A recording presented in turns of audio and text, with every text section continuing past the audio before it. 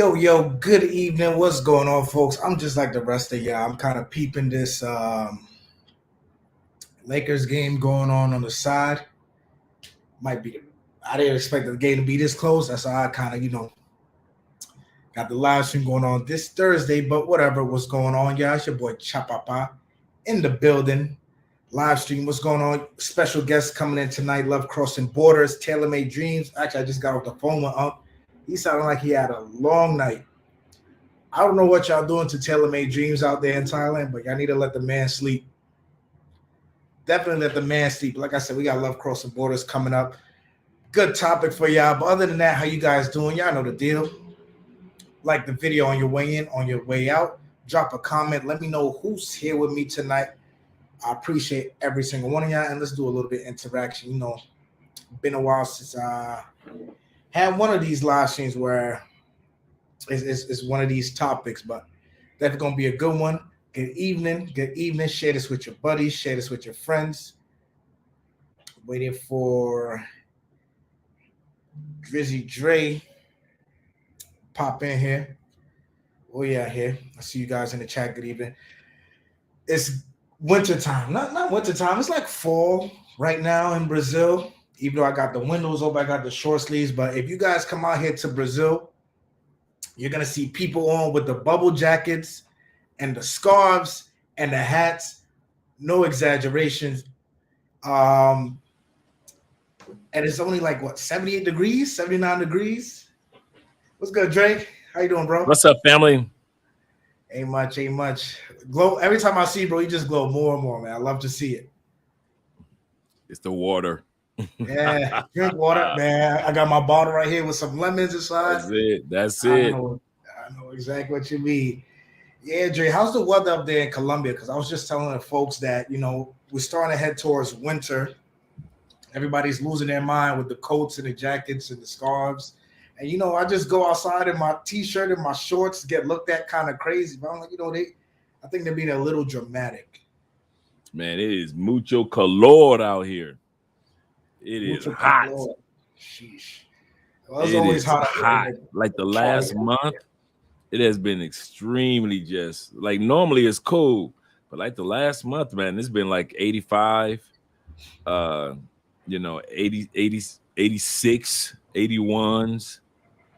But you get used to it. But like on the last month is not the normal heat, but it's getting better. So when does Cali go through their winter or fall phase? Right around from starting. Let me get it right, man. Let me get it right. Let me look it up right now. That's a good question. Cool. When Drake gets set up, Ricky, what's going on? Good evening. Profe. What up? How's it going? Make sure you guys drop those comments. Say good evening. I know it's been a while. Let's chat. I want to see how you guys are doing. Enough about me. How are you guys? How's everybody's week so far? The month of May is almost over. About to be June. Summertime coming for some of y'all. Winter for others. Golden Scientist in the building. What's going on, bro? Hope everything is well. Don't worry. I know the rush is going to come in as soon as that halftime hit for this Lakers and Nuggets game. But besides that, how about those Heat? How about those Miami Heat? Come on, let me hear it. I know y'all was talking. I remember y'all was talking on one of the seasons a few months ago. Man, Chop, y'all ain't going to make the postseason. Not even a playing. Look at y'all. Where you at? Where you guys at? How about them Heat, man? Still one on the road in Boston. I'm very happy about that. Other than that, got 3 more to go to the finals. Let me see if I can do something. I haven't seen any of the games this year. None of them. Next season, I'm on it. Usually I'm on the seasons, but this year I've just been so busy. I haven't had a chance to see anybody play. Not one game. My Pistons, Andrea's Lakers, nobody. I know my Pistons. I don't know what they got in the draft, man. They've been doing so bad. I think they got number 2. Number 2, numero dos. Yep. No, I think they got number 4. Did they? Yeah. Wow. I think they got number 4, and the Spurs got number 1. The Spurs got number 1? Spurs got number one. Man, I thought I would never hear that in my lifetime. And then they're talking about how Popovich is going to get like another legendary center prospect. Like, he had David Robinson and Tim Duncan. Yeah. And, he's about to get that guy. Profe says it's difficult to catch a playoff game here in Ecuador because all they care about is soccer. That is kind of true. I went out to a bar the other night and they had the national soccer games going on. Sorry, the football games going on. And after that, they flipped it right to the Lakers and Nuggets game. So, depending where you go, they might care about the sport a little bit. That's why I keep an Amazon Fire Stick with me wherever I go. Mm-hmm. Always bring your Amazon Fire Sticks, guy. Jailbroken. Make sure the channels are all on there. I've had the same Amazon Fire Stick for the last 5-6 years. No issues, no problems. I watch all my movies. I watch all my Netflix, Amazon on there, and my Amazon Prime, all my sporting events. I play fantasy football, so I gotta stay on top of the games and all of it. I haven't missed anything because I have a Fire Stick. And then no matter where you go, you can take it with you. So if you're at a hotel at a place where you know that you're going to be isolated a little bit, make sure that you bring your Fire Stick with you guys. Hey, Dre, if you have your own league for fantasy football? Oh yeah. I've actually been a league owner, and put a league together, and I've also been in other people's leagues. Okay. So this year, send me that link this year. I'm trying to get into something. Okay, cool. I'm normally in fantasy football. I usually don't go any lower than my last 10 years of doing this. No lower than third place. I'm always first to second. Okay. All right, cool. So you look like somebody who does their homework from pre-draft up into the draft, up into the OTAs. My homework don't stop.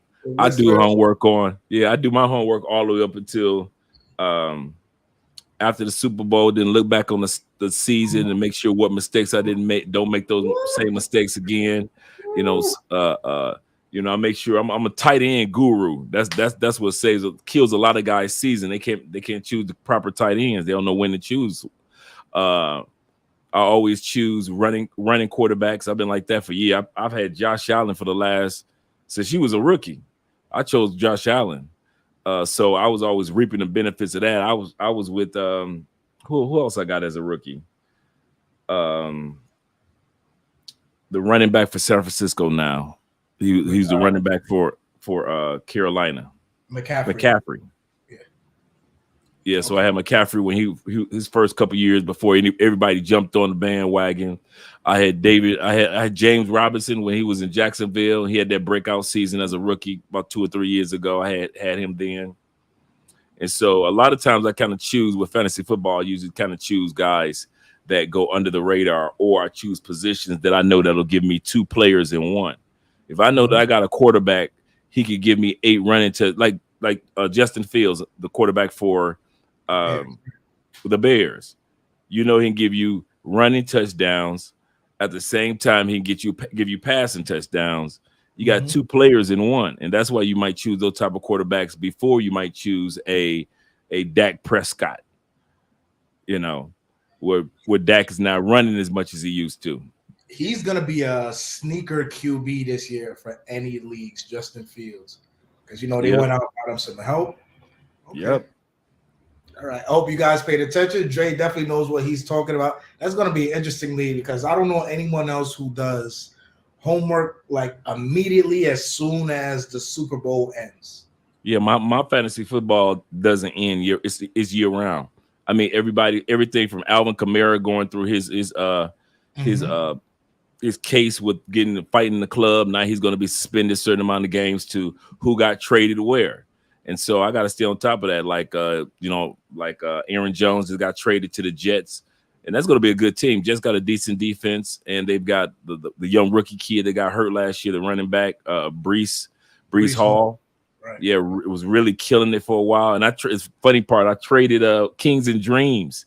hit me up, man, doing the trade. He said, "Can I get Brees Hall?" And I said, "Let me get Saquon," because I knew Saquon was about to have a breakout season. And he was like, "Okay, cool." And halfway through the season, the rookie broke down, and Saquon was still doing his thing. All right, so Kingsley Dream. Shout out to Kings. He's in that league too. All right, send me that link, bro. I want to be a part of that because it's been a while. Yeah. I'm gonna put everything together. Probably starting at the end of this month, early June. I'm gonna start putting it together. So might be a bunch of us YouTubers in there, like a lot of us were in there last year, and just have some fun. Like, yeah, just another tip. Number one running team in the league is Atlanta. And they got that rookie kid. They just drafted the young kid out of Atlanta. So it's about to be real good season this year. And plus it's gonna be up and down. You got a lot of the old school retiring like Tom Brady, so you don't know who's gonna be doing what or where. Tom just bought part of our Raiders franchise in Vegas. He bought the girls basketball team, and then he just invested in purchased a part of the Las Vegas Raiders. That's good. That's good. Profi asks, who you have winning the finals? Man, I'm biased, so I'm gonna say the Heat, but I think if the Nuggets beat the Lakers, and put my volume down, Jay, so Andre don't hear me.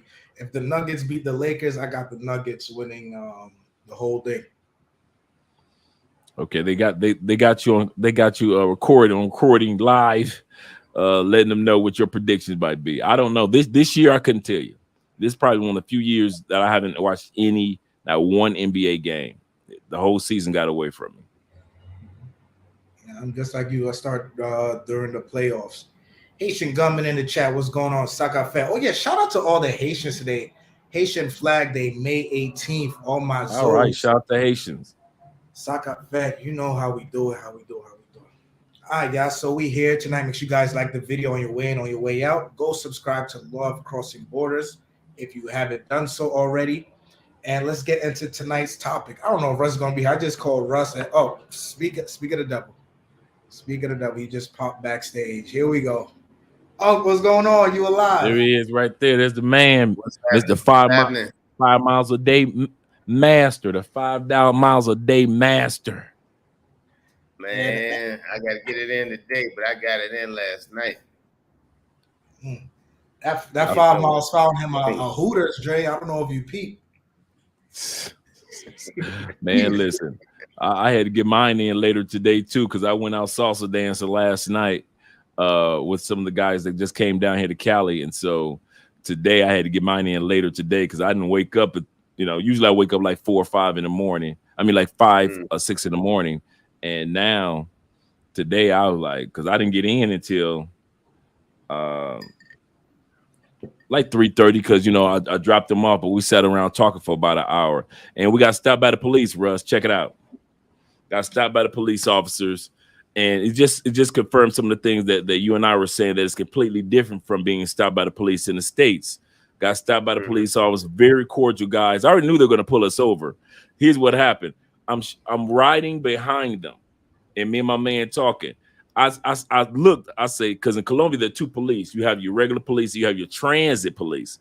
Regular police don't bother anybody. Transit police are the ones that's driving around trying to see who they can hustle, who they can find that got drunk, and they can get a few dollars from. So, and I already know this routine. So I'm always drinking agua when I usually go out. Or if I have a drink, I'm gonna wash it down with agua for the rest of the night. And so they pulled me over, right? And I got my license, registration, everything that I need. And really nice guys. And he said, "You been drinking tonight?" And I just took my Google Translate, because I didn't know how to translate it and say what I was about to say in complete Espanol. And I just text and I just handed him my phone. And him and his partner started laughing, and they handed me my phone back. And I got in, and they said, "You can go." And I got in my vehicle and took off. And my man say, "When'd you text them to where they just let you go after they check your license?" I said, "My wife would kill me if I'm out here driving my truck drunk driving." and they just started laughing. They were like, you know what? Got you. You go, bro. I said, man, my wife would kill me if she catch me out here drunk driving in the middle of the night. And so they were like, you know what? I got you. Because most of the dudes down in Colombia in relationships, they could definitely relate to what I was saying. But the guys are real nice. They weren't. Now, here's the hustle. Here's the hustle part, Russ. All right. Guys will come down here to Colombia, say the Colombian police officers hustled them. This is what usually happens. Was your passenger drunk? Yeah, we were drunk. Were the dudes in the back seat drunk? Yeah, they were drunk. Was the driver drunk? Yeah, he was drunk too. Yeah, come out that money. That's what they do in Colombia. They know that y'all ain't got enough sense to have a designated driver, or at least have a driver that's going to do maybe 1 or 2 beers or 1 or 2 drinks, and then enjoy the rest of the night with water. And so they'll sit back in the cut and they'll wait till the clubs close and hit them. And they know, okay, you want to pay a ticket of 500,000 pesos, or do you want to just pay us 100,000 pesos a piece or 200,000 pesos a piece, since you don't have enough sense to have a designated driver. And that's how a lot of guys get hustled by the police officers. Not all officers do that, but since I live here long enough to know that, I know to keep it clean. To have, if I had a couple of drinks, the last half of the night is going to be nothing but water and dancing most of it off anyway. And so, but they are already hustling. Go ahead. Yeah, go ahead, man. Russ. But even with that, that's still better than that goddamn DUI and that $10,000 that you will be spending. That's true. And you got to take a class in Colombia. Anytime you get a ticket in Colombia, you must. It's mandatory that you take a class along with it, because what they do is, let's say if you get a ticket for 10,000 pesos, 10 million pesos. Or let's say 1 million pesos. That's a lot, but 1 million pesos. What they do is they tell you have to go take a class, and they cut it in half. All tickets are cut in half after you take the class. And man, DR, they don't stop you for DUIs. There is no such thing as stopping you for DUIs and DR. They stop you. You give them 2. If I'm drinking, I give them 300-400 pesos and keep it moving. I just like, hey, tu hombre. They're like, sí, tu hombre. I said, okay, amigo. I said, para tu camina, comida. Yeah. And I give them the whatever I got in my pocket, man. I keep the freak on moving. There is no DUI. Listen, when I got in the accident, I was drunk as a skunk. And the motherfucker told me to get back in the car and follow him to the police station. So I followed him to the police station. He said, we got to wait for the guy. The car still right. Everybody come back from the hospital. Everybody come back from the hospital, got a little scrape, got a little bad day, whatever. You're going about your business. But that's one thing I love about man. There's no drunk driving charges and speeding charges and shit. It's when you get in an accident or you're not wearing a seatbelt. That's when you get hemmed up. Yeah, and DR, you're only gonna get stopped for lunch around lunchtime. They're gonna hit you with the yo tengo hambre. Yo no comer hoy, que tú tienes para mí, all that stuff. That's why I told y'all a long time ago, always keep like 200 pesos right there. You don't go in your wallet. You don't pull your wallet out. If you got the cash in your wallet. If you got the cash in your wallet, not above here, tell me you got cash, you got card. Because to my knowledge, the cops don't have Verifone. They don't have the little machines. They don't have cash apps. So they're not going to ask you for that. You just tell them you don't have cash. If you don't have it out here, you're good, but never pull out your wallet. Yep. I got stopped I got stopped a couple months ago during the daytime. Traffic deep. I see them pulling people over. They see me in the truck. They were like, stepped out in the middle of the street. I'm like, okay, cool. And I'm thinking, okay, they pulling everybody over, just give them tickets. They're on the wrong road or something. I'm thinking, okay, I'm about to get a ticket real quick. He leans over to the car. He said, would you like to donate 1,000 pesos or 100,000 pesos or whatever you can to buy wheelchairs? And he pulled out these brochures. I'm like, you pulling everybody over to help donate for wheelchairs? I say, man, bro, if I'm donating for wheelchairs, I say, what you need, bro? It was just police officers just pulling people over. As soon as they saw a nice car, if it was a raggedy car, they let it ride by. If it was a nice vehicle, they like. So you seeing all these nice cars lined up, and they're just getting donations for either the regular wheelchairs or the electric wheelchairs. So I donated like 200,000, 300,000 pesos. I was like, I'd rather give it to this than have to give it for a ticket. So I ain't got no problem. They were like, thank you very much for donating. Here's your copy of the, the brochure, let you see what we're doing. And I just, went ahead and just pulled on off. But it was kind of funny to sit back and see them pulling people over just to get that donation money. I never washed my car, DR. I never even washed it. I just let it be dirty as hell. You know what that reminds you of, Russ? Yeah, go ahead. Go ahead. Okay, yeah, the Cumbre, right behind your house, that mountain road you take to get to Santiago, and you're driving there, and the people have like the rope going across the road, and they try to stop you. Mm-hmm. You ever take the back? Wow. Yeah, so it's like regular civilians, and they have like a rope going across. So you think it's something important, like some danger ahead. Nah, they stop you.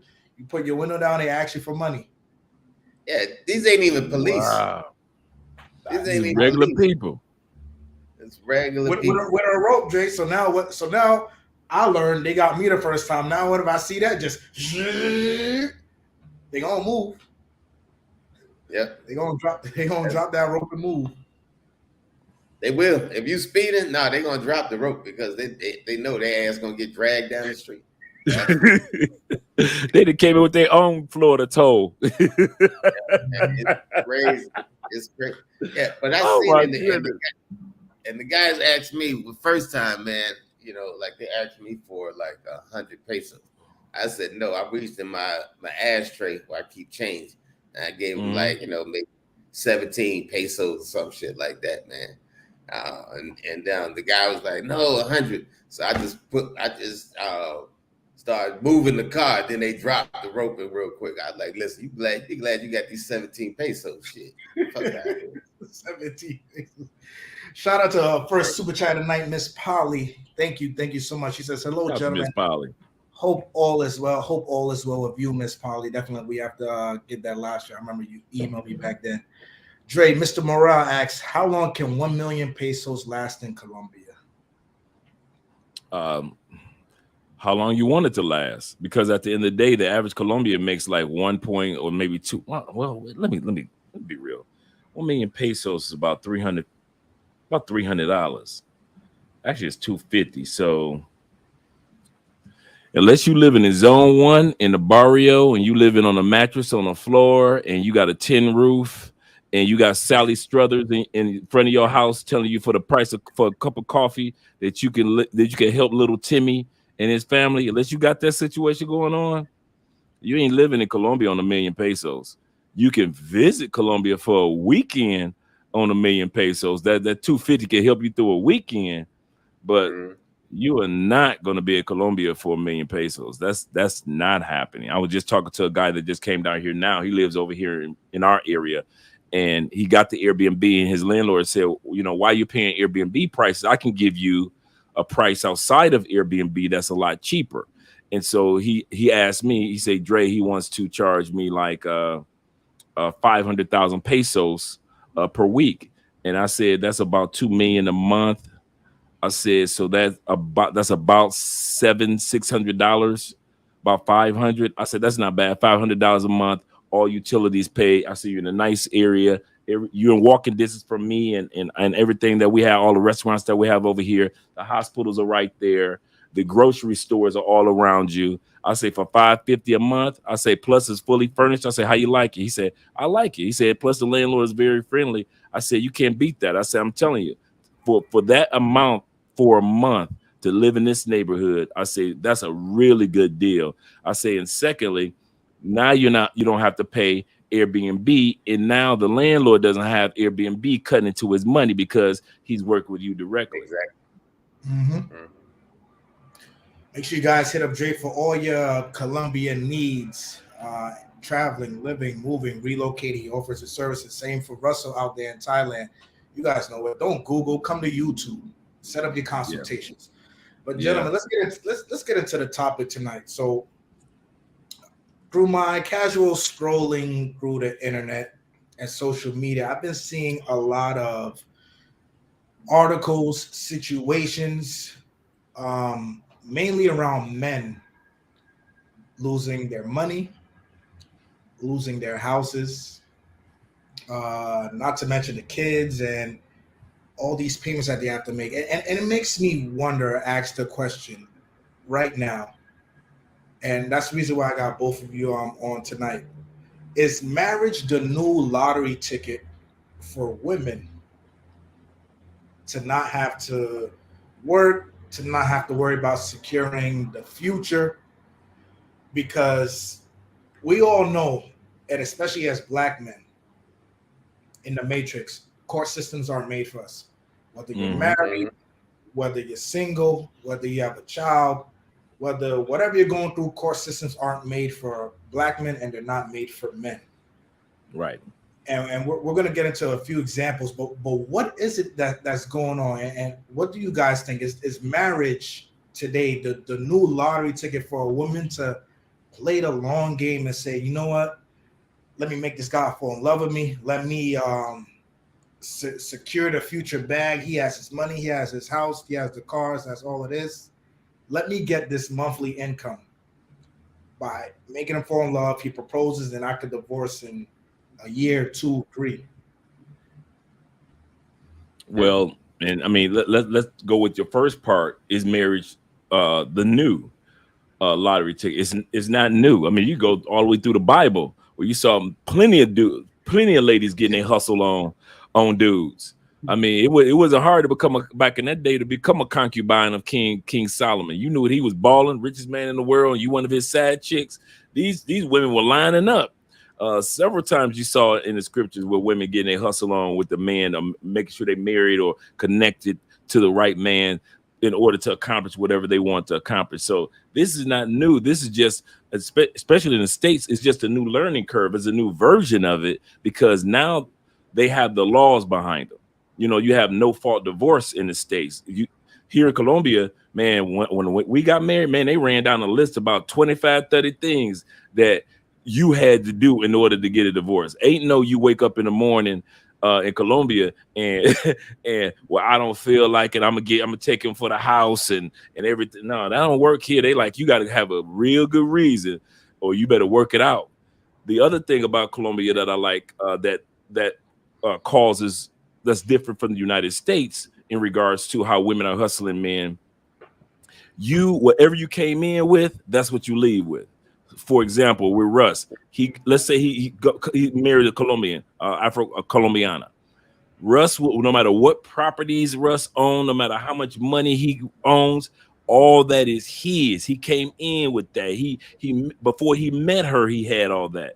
So even during divorce, whatever they acquired together, whether they bought a house or a car or whatever it was in the marriage, that's split 50-50. So she doesn't get 50-50 of Russ's money. She only get 50-50 of what they both acquired together. And if they didn't buy anything, they didn't buy a car, they didn't buy a truck, they didn't buy nothing, but yet Russ came in with all his properties, he walks out with all of his properties. Colombia is set up like that. But in the United States, these women know that they have the law on their side, and they have the police might behind them, and they have the attorneys behind them that they can sit back and hustle basketball players, regular everyday guys that are working hard, and take half their pension, take half of their military retirement money, take half of the guys' long-term investment 401ks and Roth IRAs, and not look back. And still during the divorce proceedings, this is a crazy part.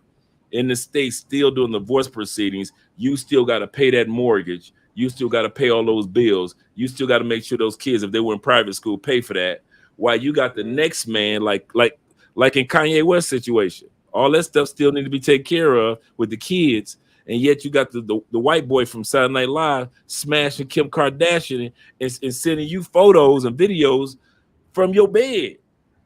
Think about it. Not even months later, your dude he done bust all in your wife, your wife that divorced you, your kids jumping on the same bed that they were jumping on with the white boys' pleasure all on it.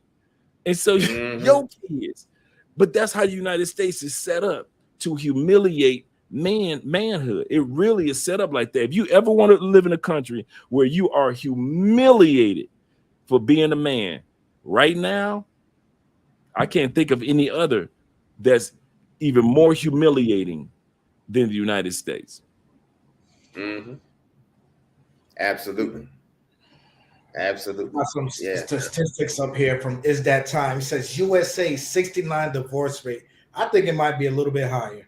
I think it might be a tad bit higher. I would say 72 divorce rate, because there's people who, like Dre said, who just can't afford to make it to that court to like legally file for divorce and all that stuff. I think it's a little bit higher. And Colombia, 13% divorce rate. He says, fellas, you choose. And then there's this one young lady. She's a like a statistician. This is crazy. You know how black sisters always saying we were the number one that's faithful to our race. We want to be with our brothers. She did this survey. She found out the reason why black women, for the most part, are with black men, because no other race wants them. She did like these year-long surveys of relationships. I'm going to order her book, and found out that when they did the survey of black women, they are the number one group over white women that want white men. She says statistically, yeah, I knew I was going to get you, Russ.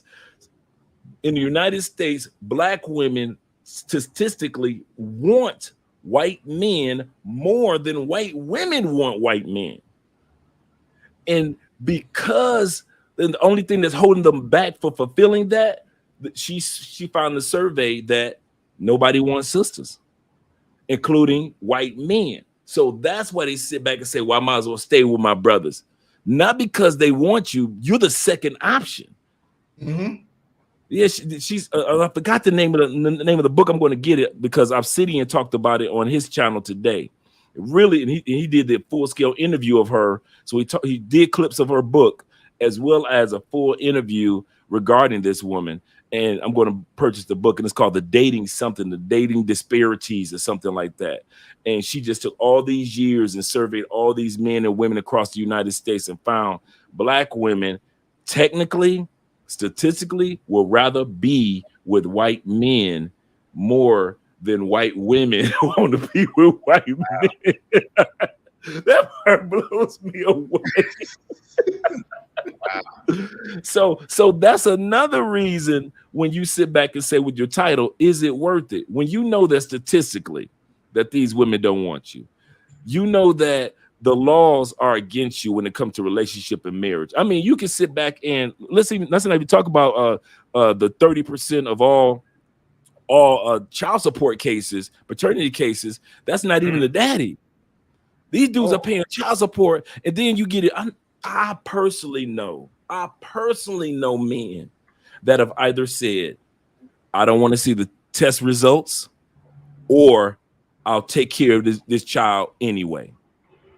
Because men, have that heart. You would think women would have a good heart, but men are the ones that are saying, like, listen, I don't want to see. I know a couple dudes that say, I want to see the results. I've been raising this child this long. I'm going to keep on raising them. Or when they see the results, I don't care. I'm going to still be this child daddy. Yeah, no, I shared my story yesterday, man. I same situation happened to me, man. Thought I had a baby with this chick. She had him 6 months. She moved to Ohio, called me up, said, listen, I don't want to take care of him no more. I got 2 girls. You divorced. You can take care of them better than I can. If you don't get him, I'm going to put your son in the system. Drove to Ohio, grabbed my son, totally rearranged my entire life, raising him for a year and a half by myself, doing the babysitting. This is where I had my business, man, and, paying babysitters and just trying to balance everything out. Finally got on the rhythm. Like I said, a year and a half later, she decides, I want him back. So I'm like, hell, that ship sailed a long time ago. Because now, I'm in my groove. Got my son. Everything is cool. Single father. Everything is lovely. Man, I had to go to Ohio, fight the chick, man, for custody of my son. Mom kept telling me, get a DNA test. My mothers, listen to your mothers. I'm telling you, mamas are always right. And my mother kept bugging me, man. So I finally got the test before the judge cast his opinion. DNA came back, not mine. And I told the chick, I said, listen, I will ignore the test. I will ignore what it say as long as you sign over rights, because we're not doing this shit no more. To Marcus, let me keep Marcus, because how do you stop loving a child that you raising for a year and a half, that you got in your house for a year and a half, that you going to doctor's visits, pediatrician, waking up in the middle of the night, How do you stop loving a child? You can't. So I said, listen, right, I'll ignore that. Just, as long as you sign over the right.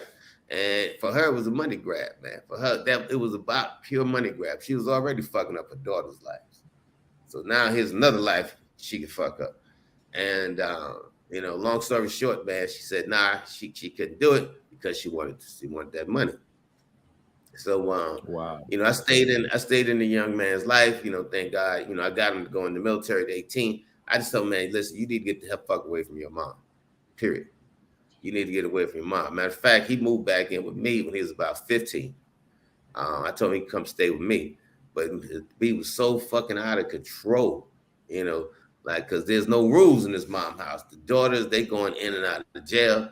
I don't know how many babies them two girls got. They were ragging up the babies.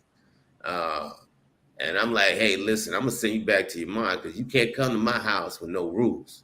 And that's why I would say, man, in fact, a lady wrote me the other day talking about, you've been getting on single mothers. I said, I've been getting on single mothers because, let's face it, y'all been doing a piss poor job. And I don't know who's been telling you I've been winning. Yeah. I don't know who the hell been telling, and I'm talking specifically black women, who been telling you been winning when you haven't. You've been fucking up for 3 generations. At least 3 generations I've been alive. You've been fucking it up. Sons, daughters, incarcerated, ain't got nothing but a bunch of thoughts out here. Grandmama twerking. What the hell? Ladies, I see, man, on these social media, grandmamas out here, you 60 years old and all you want to do is take ass pictures. The fuck out of here. Listen, I don't care if you in shape. That shit look nasty. You 40, 50, 60 years old, you still a thought. You still a yes, thought. it is. Yes, they are. Yeah. Your son see you, he's embarrassed because you a thought. No, let me tell you, let's be honest. You single mothers, you've been fucking up. You've been fucking up. You've been fucking up your children, fucking up your life, fucking up men's lives. You've been fucking up.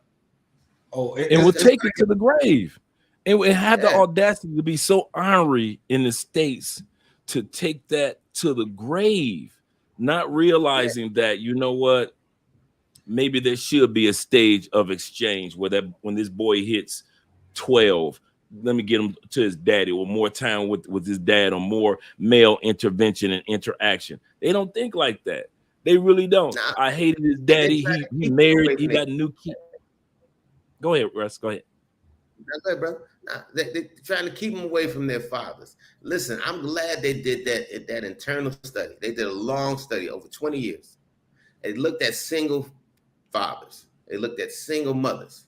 And they said that single dads, the children came out, there's a 30 to 40% chance the child will come out a whole lot better raised by a single male. Because the child has more discipline, that child has more focus, but being that single mother, man, and these women now, they going into relationships wanting to be single mothers. You're going into a relationship to seal a bag so I could get 1 or 2 kids by this guy and then break out as soon as possible. Say that again about they go into relationships. That's gonna fly over a lot of people's heads. Yeah, they literally go into a relationship just to get pregnant. To go in a relationship, get pregnant, hang out a year or 2, And then they know I can seal the bag. Now I can leave. So don't think about the child that they screwing up, right? Only thing they want is that money. Let me tell you something, man. And like I said, I ain't speaking on no other community, but I'm gonna tell you, man. Single ladies, y'all been fucking up, man. Y'all been fucking up. And single moms, you've been big time fucking up. Look at the Black community. And all these women talking about, oh, I'm proud to be a single. Look at my, let me tell you something. And then they want to play roulette with their fucking kids. Oh, I got 3 kids. 2 of them are fucked up. 1 of them came out okay. Your kids ain't no gambling. Your kids ain't no crapshoot. If you had 3 kids, they all should come out good. And I was raised by single moms. I was raised by a single mother. Me and my mother had this conversation. And I told my own mother, and I love my mother. I was a mama's boy. But I told my mother, listen, Mom, if as a grown man, I told my mother she would not be my choice because of certain choices she made being a single mother. I told my own mother this, man. We had a conversation. And I love my mom. I listen, I would die for my mother. Let me tell you something. I was there for everything that had to do with my mother. My mother, man, listen, my mother got sick in the last turn, man. Listen, I was the one that was there. Not even my sister. I was one there cleaning my mother, taking her to the bathroom, taking my mother off the toilet. I did that. I love my mother. But I had to be honest with her, man. Let me tell you something, man. Single mother, y'all been fucking up a long goddamn time. And now you want to be thoughts and every goddamn thing else. The fuck out of here. And let me tell you something. You've been hit the wall. You got 2, 3 kids. Talking about you got all this. I don't care how much money you got. You hit the fucking wall. I would not deal with your ass. It's going to get very interesting when those kids get a little bit older and they hit middle school, high school. Because you guys know middle school, high school gets ruthless, especially in the cafeteria. Dre, Russ, imagine you guys sitting down at the lunch table making jokes and somebody pull up your mom's OnlyFans account. Listen, wait till that documentary come out about the because you know they've been fighting about the Freaknik. You know they've been fighting it. There's a group of women that have been fighting that documentary coming out because they know they don't want their kids to see how much they've been thotting. They've been thotting. Absolutely. And for those who say, "Oh, Russ, well, you went out Dominican Republic, you got a child." Listen. I moved my daughter mother in with me. My daughter mother ain't with me because it was her decision to leave, not mine. She wanted to hang out and she wanted to hang out and be a thought. I can't put chains on a woman. I said, listen, here you are living better than your entire family. Got a beautiful 3,000 square foot house, every freaking amenity up in it, living right across the street from the Atlantic Ocean. And hey, listen, she wanted to be a thought. What can I do? But thankfully, I'm still in my child life, and not even because of her. I had to fight, go to court, spend money, still spending money on attorneys. It's crazy, man. So this shit is not just happening in America. This shit is happening international. Wow. I know another cat, man, who's been sharing stories with me about cats fighting for their kids in Germany, whatever. Man, same thing, man. And these are dudes who want to be in their children's life. We ain't talking about cats who's trying to cut out. It's like, hey, let me take care of my child. But the thing is, you know, if they ain't still in that bag, I don't want nothing to do with them. It's kind of funny that you would say that, Russ, because 2 days ago, Andrea and I in the studio, we just had the discussion in regards to that. And she said one of the reasons why she married me was because if it didn't work out between us, which we aren't having any problems or anything, but you know, people to people, she said, I wanted to make sure that I married somebody that if it didn't work out and we had kids, we could still be co-parents. She said, I want to make sure I got me a good co-parent out the deal. She said, because just like you were saying, all these horror stories that she's grown up seeing from friends, and she hadn't ever experienced that because both of her parents have been married for 32 years, and grandparents on both sides were married until the grandfathers died. So that's all she knows is couples. Everybody in her family is married just about, or the fathers have passed on. And so it's kind of funny that you would say that, because that gave me a little comfort to know, and I never even knew that she thought about if it doesn't work out and we have children. She said, I was premeditating myself while I was dating. If I have kids by this man, I want to make sure that he's the type of man that's going to be in these children's lives no matter what. Because you're right, it happens no matter where you go in the world. And I hear the same type of stories here in Colombia. The fathers are battling. Yeah. Yeah, man. Because like I said, man, these women want to be thoughts. They want to move on to the next dude, the next dude. And it's crazy, man. It's crazy. It really is, brother. And like I said, man, they keep showing, well, all right, well, Jimmy graduated high school. Yeah, but Jimmy ain't doing shit else with his life. No. Jimmy got no focus. I mean, so all that celebrating bullshit, and then women talking about they want to call themselves celebrate Father's Day. Man, let me tell you something, man. Every time a chick say that to me, I tell her she has a mental condition. Fuck out of here.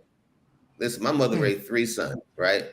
3 sons, but she didn't teach any of us how to be a man. We had to figure this shit out. And I had to figure this shit out at 16, because my mother, and rightfully so, put my ass out at 16, and I had to figure this shit out from 16 to goddamn 60. What the fuck am I doing? And we didn't have social media. We can go to call up Dre, do some mentorship, because I don't know about Dre, but I know like a lot of my consultations, they're not traveling. I got cats, man, who called me and said, man, listen, I don't have anything to ask you about travel. They said, man, I've been watching your videos, man. You like that uncle, man, that I've been hearing, man, that I need in my life. I just got some things, Russ, can you help me out? And I mentioned them cats, man. It ain't got nothing to do with traveling. Nope. Ain't got nothing to do with traveling. And I give them my best scenario. I tell them what I've been through.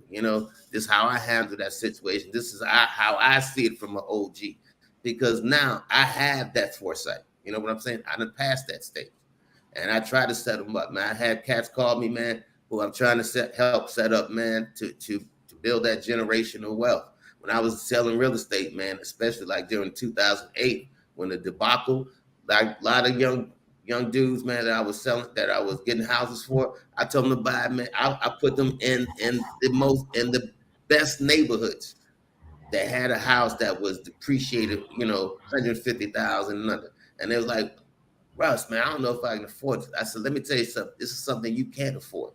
Now they brought that house for $150,000, right? They struggled for a minute, but now that same house that they brought for $150,000 is worth $600,000, and you 29 years old. You 40 years old now, because they couldn't see it. So anytime I deal with young men, I try to tell them, listen, I know what you're not seeing. I'm telling you what's happening over the trees, because a lot of them, man, they can't see the forest over the trees. And I'm telling them, listen, I see the forest over the trees. You don't. Just listen to me. Because when I talk to them, man, I talk to them like they were my son or my nephew. Talking like straight family. And a lot of times, even when I'm dealing with ladies and friends of mine that are women, I tell them, listen, talk to me like I'm your husband. Don't talk to me like I'm a friend. If I was living in your same house, what decision would you say? What would you make? Talk to me like I'm your husband.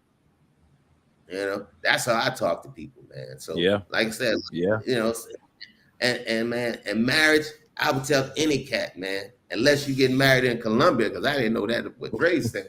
Unless I get married in Colombia, you're gonna stay in Colombia. I would never tell a young dude to get married. It's not worth it. No. That was gonna be my next question. And I'm glad that guys are able to reach out to you guys and have this talk, because men like to have this whole stigma, like, just suck it up, keep my battles to myself, don't ask for help, don't talk about what I'm going through, all that stuff. Nah, man. Us as men and us as black men, we got to start being there for each other more, especially those who have been through experiences we have not yet been through, or that could save us the time of going through those experiences.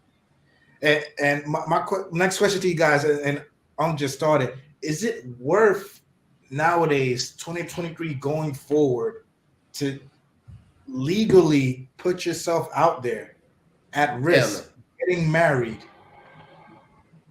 Why put the cop? Let me. I'm sorry to interrupt you, Dre. I know, man. Go ahead. I apologize for taking over you. Go ahead, bro. Tell you, all you signing is a government contract. Let me tell you something. Marriage is a business. All you signing is a government contract when you get married. It is not a marriage license to have fun, to live happy, to smell roses. It's a government contract that legalizes that woman to do whatever the hell she want to do once she starts her thoughts. Do not put the government in your relationship, in your bedroom, in your marriage, and especially in your divorce. Listen, if she wants a wedding, fine, I'll give you a wedding. I'll give you a goddamn wedding. I ain't got no problem with that. But I will not put the government in my business. There's no freaking way. And any dude that wants to get married, especially in the Western countries, you need to have your head seriously examined. Seriously examined.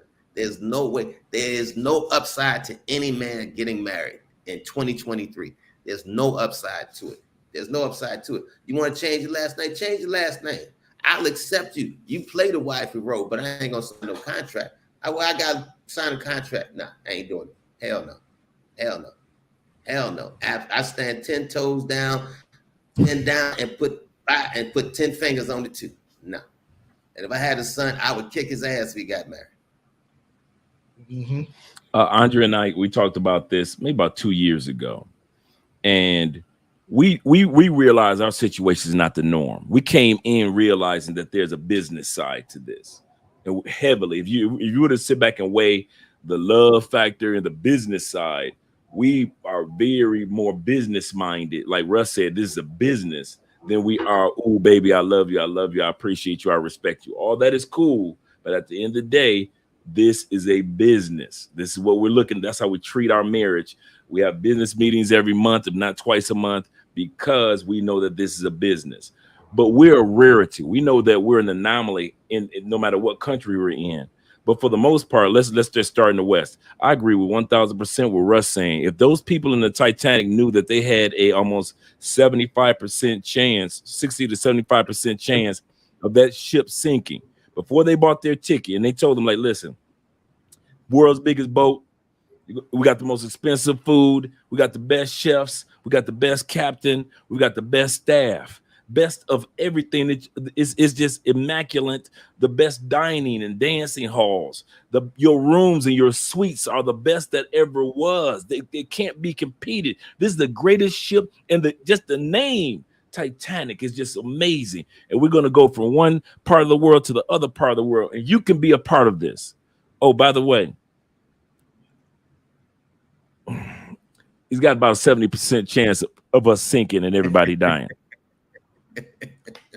Even though the sisters, the Italian girls, the Latin girls, the Asian girls in the United States, gorgeous, educated, got your goals, great this, great that, however it's sold, just like the Titanic.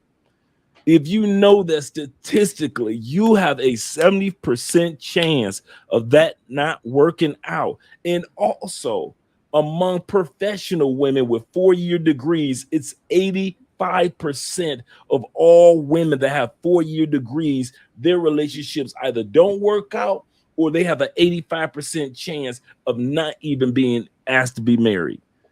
You have an 85% chance in the United States of walking on the Titanic, and you guys are steady walking up that plank. You just steady walking up that, just walking up. And we're looking at you like, dude, they told you during the brochure. They told you before you bought that expensive ticket. But yeah, it's so beautiful, Dre. The best chefs are here, Dre. Dre, they said they got the best captain. That means we got a 15 to 20% chance of making it from one side of the ocean to the other side. Dre, come on, man. You don't know what you're talking about. Bruh, Did they tell you that you have an 85% chance of sinking? Yeah, yeah. Have you seen other boats sink? Yeah, yeah, yeah. But you see the opportunities of only what you're seeing on the inside, but you're not thinking about what's coming down the turnpike, what's coming down on the other side of the ocean. And that's what they didn't see during the Titanic. They saw all this opulence and all the richness of the boat, but never realized that a boat is still at the mercy of the ocean. So it is with your relationships. Guys, in Canada, United States, a lot of the Caribbean islands, a lot of UK, a lot of Australia, a lot of here in Chile, a lot of New Zealand. It is the choppy waters of feminism and the laws that are against you. You are the biggest fool, and I put that on anything. You the biggest fool statistically, not Andre's points, but just statistically. If you dare to get married in the United States, at least I know whatever I came in with in Colombia, I can leave out with. At least Russ knows that. At least Chapapá knows that. And the only thing that gets split is whatever we have in the middle. And if I don't buy nothing in the middle while we're married, we don't lose nothing. But in most countries, you can lose everything that you worked so hard for. Some of you ex-military dudes, some of you dudes that's been, I know one dude on YouTube, it went viral, where he had been saving since he was like, saving money since he was like 12, 13 years old. And his wife went into his bank account and took the $600,000 out to pay for her all her back college loans and bills and stuff like that. Got sneeze. Bills and stuff like that. 600,000. This man been saving since after his, doing puberty. And he married this woman, she took it. And he ain't even divorced her. All he said was, well, I'll just be taking it back out of her paychecks. Dude, okay, you take it out of 600. Dude, you know how long it's going to take you to get back $600,000 from a woman's paycheck? How much money your wife going to be making with that master's? For you to get 600,000 back after she paid taxes to the government with her regular paycheck. That's what we're saying. You guys think that we're talking anti-women. It's not anti-woman, because we're telling you go get women in other countries. But what we're saying is the system in many countries, not just the states, is stacked up against you guys, man. It is set up to shame men. It really is. And it's a shame for you to keep falling for this. Mm-hmm. Yeah. And I'm not saying don't have a relationship. Listen, you can have a relationship. Right.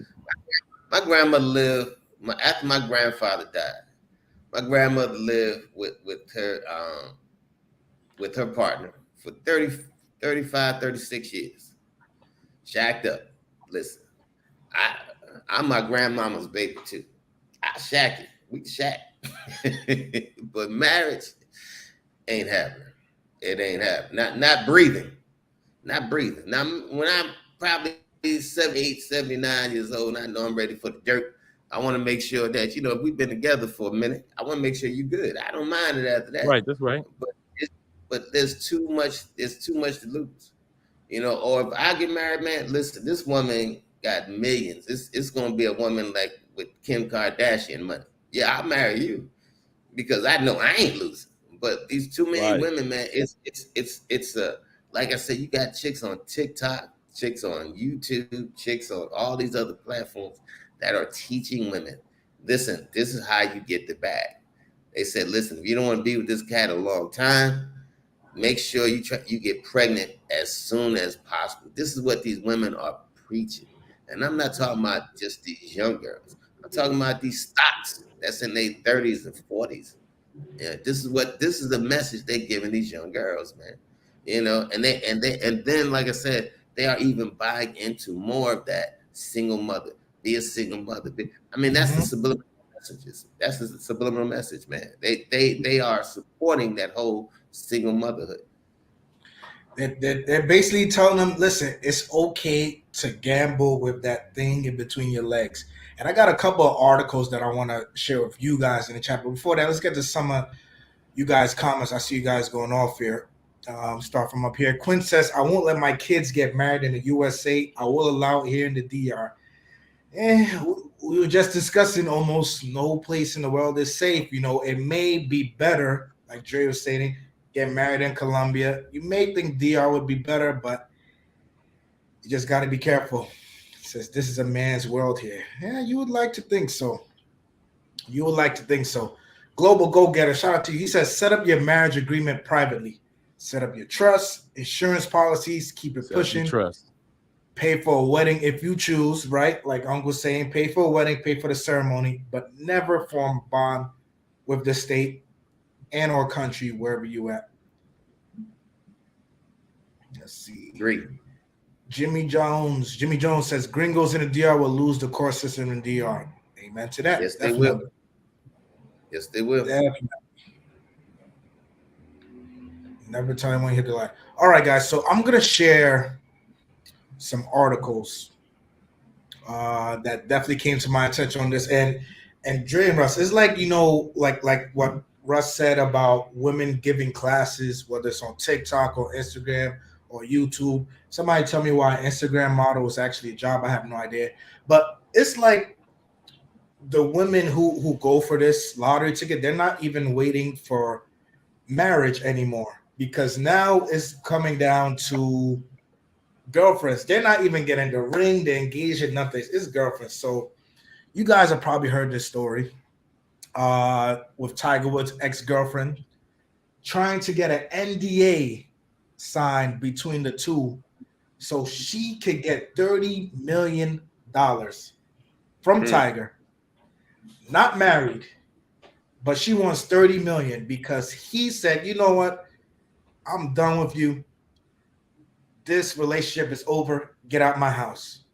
She's like, oh, well, you're going to kick me out after I gave you this thing, after I've been with you X amount of time? All right, give me $30 million. Pay me for my time. This isn't a joke, gentlemen.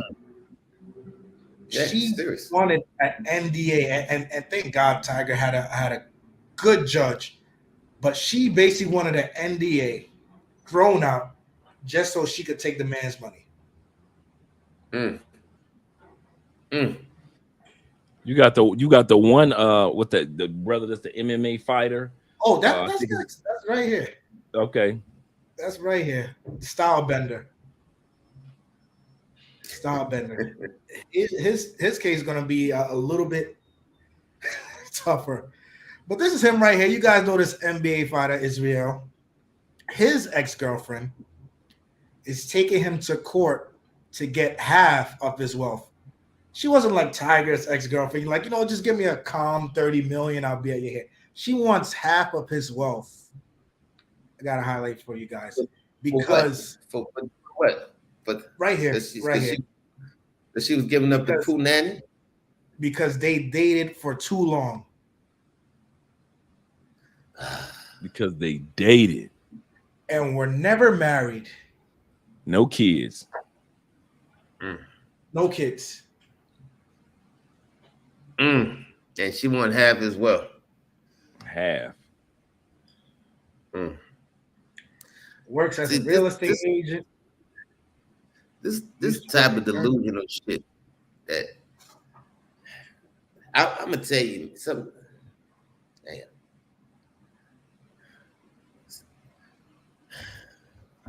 I'm gonna keep my thoughts. Go ahead, go ahead, because this isn't even getting. Guys, they're not even waiting till, you know what? Let me wait a few years, have them propose. We go through the wedding, we go through the marriage. These are girlfriends. Oh, this is sounding like the DR a little. Like if you end up in a wrong relationship in one of these countries, they're not even waiting till marriage. They're like, you know what? I'm the ex-girlfriend. I deserve half. I deserve millions for my time. Since when I bet she was raised by a single mother. I bet you. I bet you she was raised. I bet you she was raised without a father in her life. I'm Easy. I put some money on it. I put some money on it. Because if I was that father, I would tell my daughter, listen, stop being delusional. The relationship is over. Time for you to move on. Period. You know? Period. You don't have any children by it. You know you weren't gonna put a ring on it. See, this is what. But let me share some with these ladies, man. Let me tell you something. A dude know when he gonna marry you 5 minutes after he meets you. He knows when you wife. Say it again, Russ. Say it again. He knows 5 minutes after he meets you. He already knows. That's why you think you see dudes, man. They together with chicks 10 years. They break up.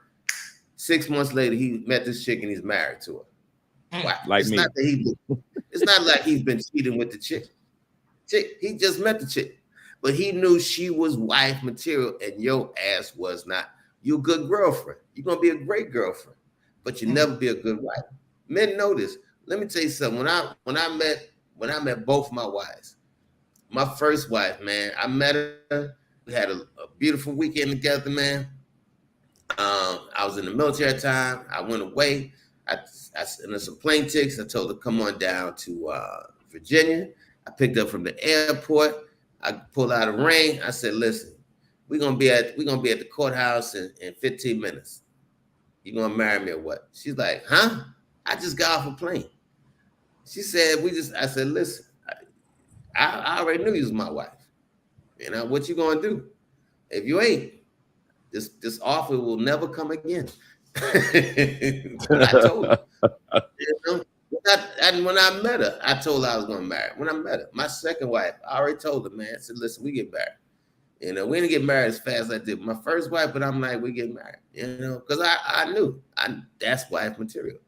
You know, did they work? No, but a man knows when he's going to wife a woman 5 minutes after he meets her. Yeah. 5 minutes after he meets her. If the woman is living with some dude 5, 6, 7 years, let me tell you something. The dude is not gonna marry you, baby, unless some catastrophe happened. He get cancer and you become the saving nurse grace of life.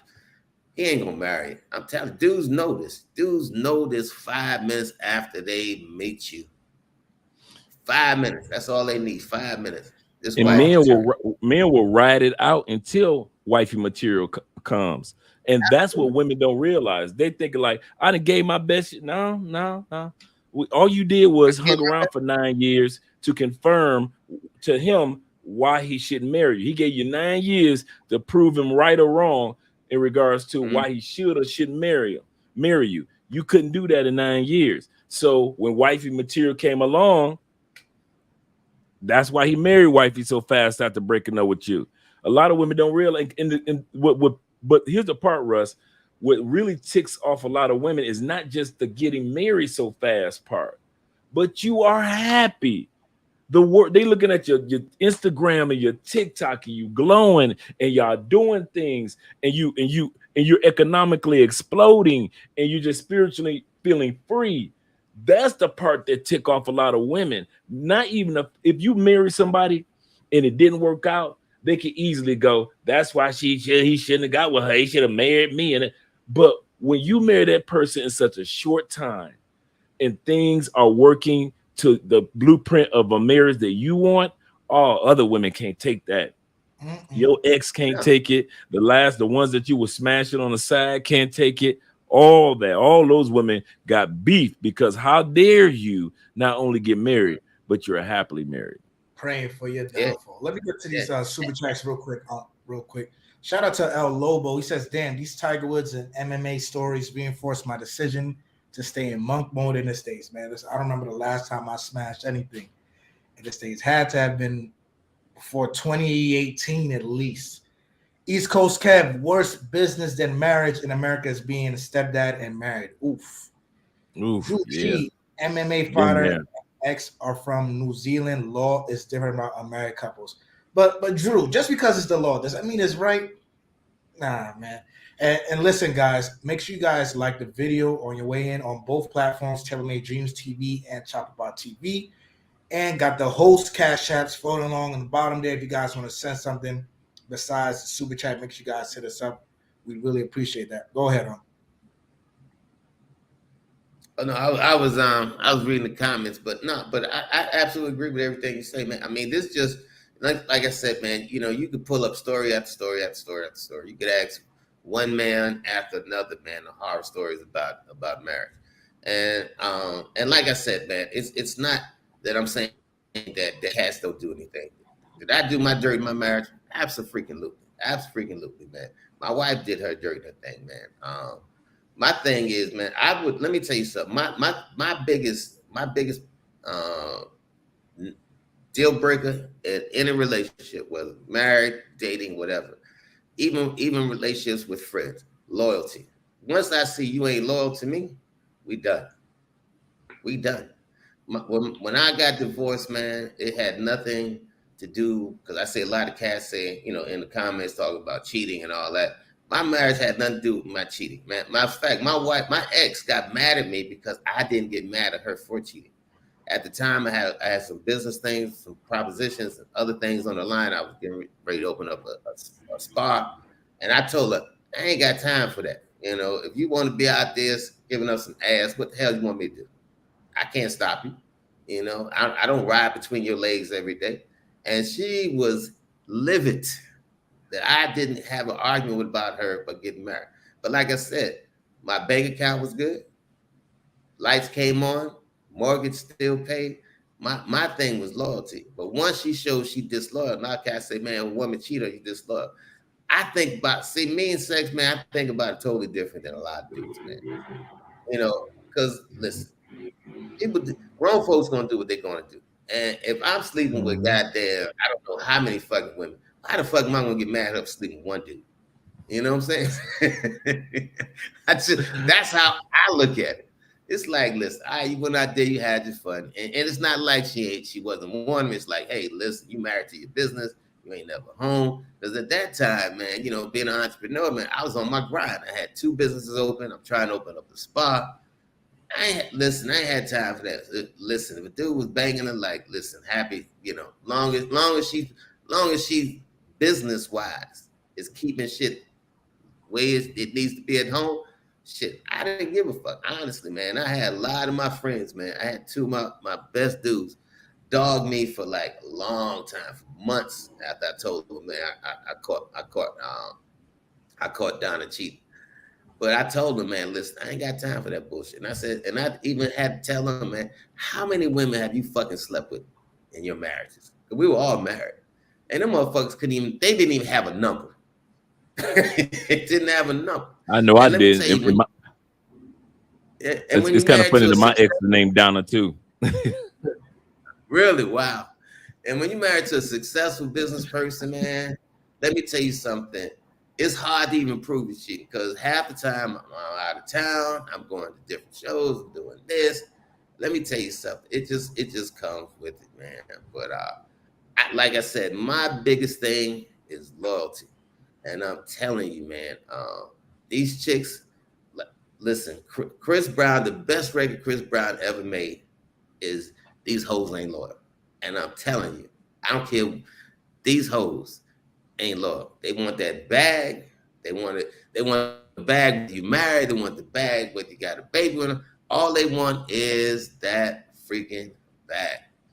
That's it. That's it. Now, like I said, the cats find that true love, like Drake found that unicorn, man. Drake said his wife added $250,000 to his bank account. My wife took $250,000. Right? My ex say that again for the people in the back. Huh? Say that again for the people in the back.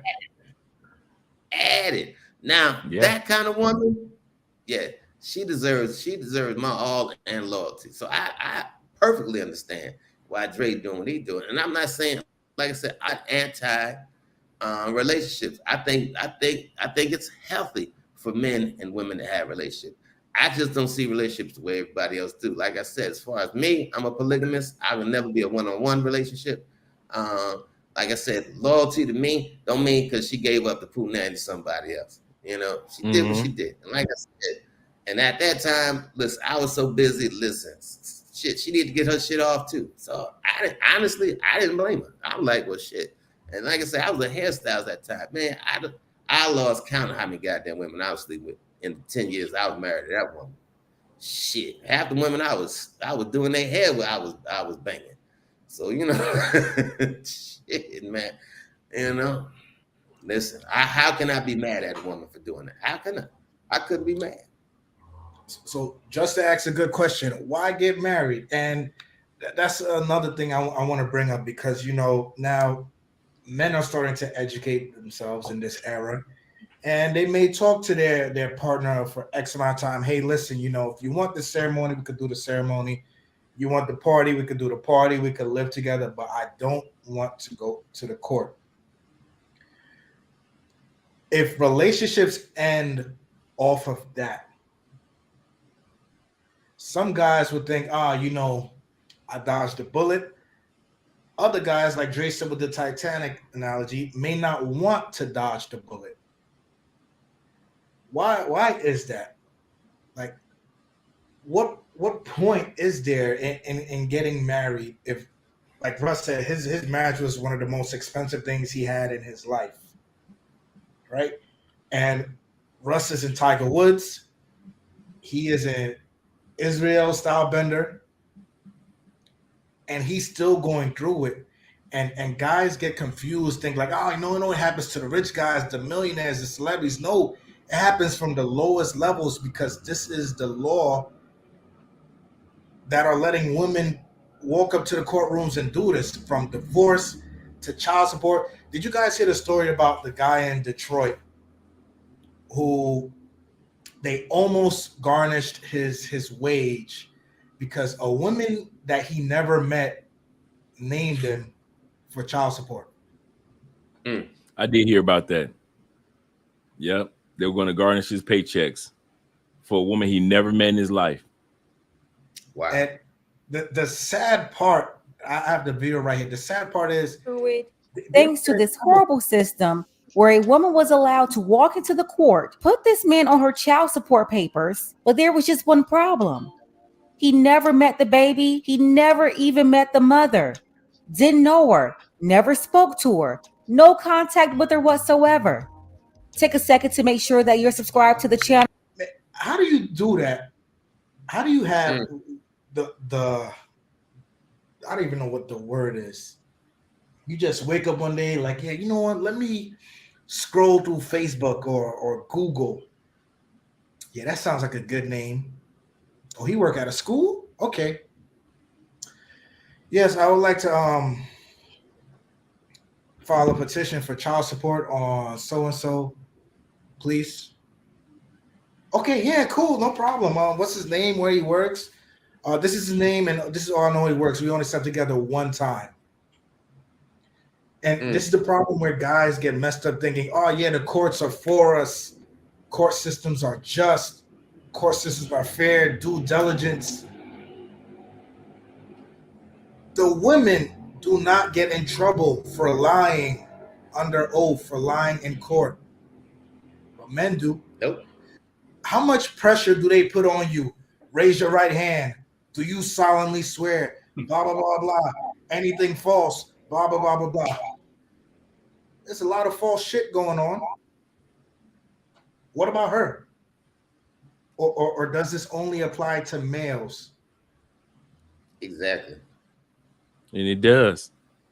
It does. It only applies to the men. And there are three reasons for this in the United States, in many countries. The first reason is that the number one voters are women. So policymakers focus on their constituents. Let's be real with it. If most of my constituents are older or younger women, and they're the ones that vote me into office, guess who I'm going to listen to? If the men ain't going down there to vote as much as women because we don't believe in the system or whatever it may be, I'm going to cater to the ladies. So I'm going to make sure laws and policies are put forth. Secondly, is there is very little profitability in supporting men in the United States. There is no profit to it. There is no benefit in profit into supporting men, no matter what race, color, creed. There is nothing beneficial for the United States as a country to say, if we support men, this will happen, that'll happen, that'll happen. Even though statistics show that if you support men more America would be on a totally different plateau as far as advancements. But they don't hear that. The third reason is this: because of there is no profitability to support men when it comes to the what can I say? And I had the term. No, as far as purchasing, women make up 70% of all purchases of everything in the United States. Most households, if you're a man, you with a woman, look around your house right now. 70% of what's in your house, she purchased that couch. She was not now. She may have used your money, but she want to purchase that couch, purchase that bed, purchase those groceries, purchase those mugs, those towels, and everything else that's up in that house because we were too busy making money or whatever it may be. And since the system knows the number one voters are the ladies, the number one individuals that got the purchasing power are the women, and there is very little to no profitability to support masculinity or manhood in the United States or in most countries. This is what's taking place. They have to support their constituents. They have to support the ones with the purchasing power. That's how countries run. So you got a choice, guys. You can sit back and lie to yourself all you want about marriage in the United States and Canada and the West and the Caribbean. But I'm telling you, there is little to no benefit for you to get married because the system itself, even if the woman is not against you, the way the system is set up right now, it's against you. There is no way in hell I would have got married in the United States. No way. I'm gonna tell you something. I'll bet you had even more. There is no way a woman would have moved in with me in the United States. That would never. No.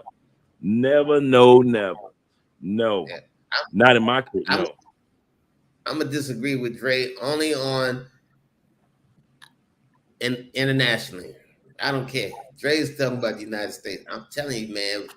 Listen. I had to go to court in the States about my son, trying to see my son. Visitation rights, man. Just visitation. I took my son Julian mom to court 3 times. I'm like, hey, you need to hold this woman in contempt of court for visitation. The judge threw that shit out every goddamn time. Like, hey, just kind of spanked the hands and, ma'am, you gotta follow the visitation rights for the father. Ma'am, you gotta follow the visitation rights for the father. Ma'am, you gotta follow the visitation rights for your father.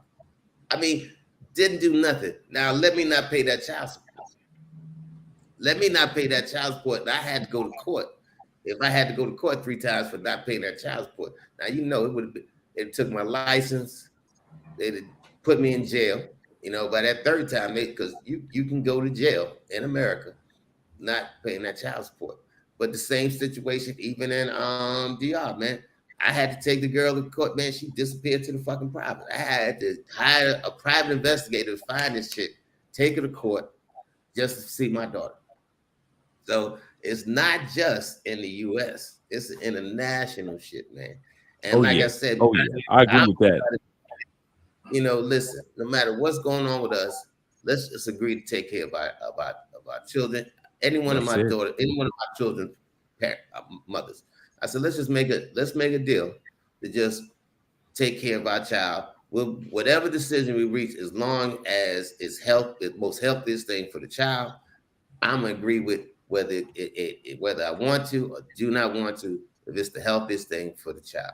The only woman that I've never had no problem taking care of my child is my oldest daughter, Solange. Now, her mother, never an issue. When I came to DR, never an issue. I'm picking Solange up. Never like, what time you bringing her back? What day you bringing her back? I picked my daughter up, man. My daughter did, hung out, whatever. Never an issue.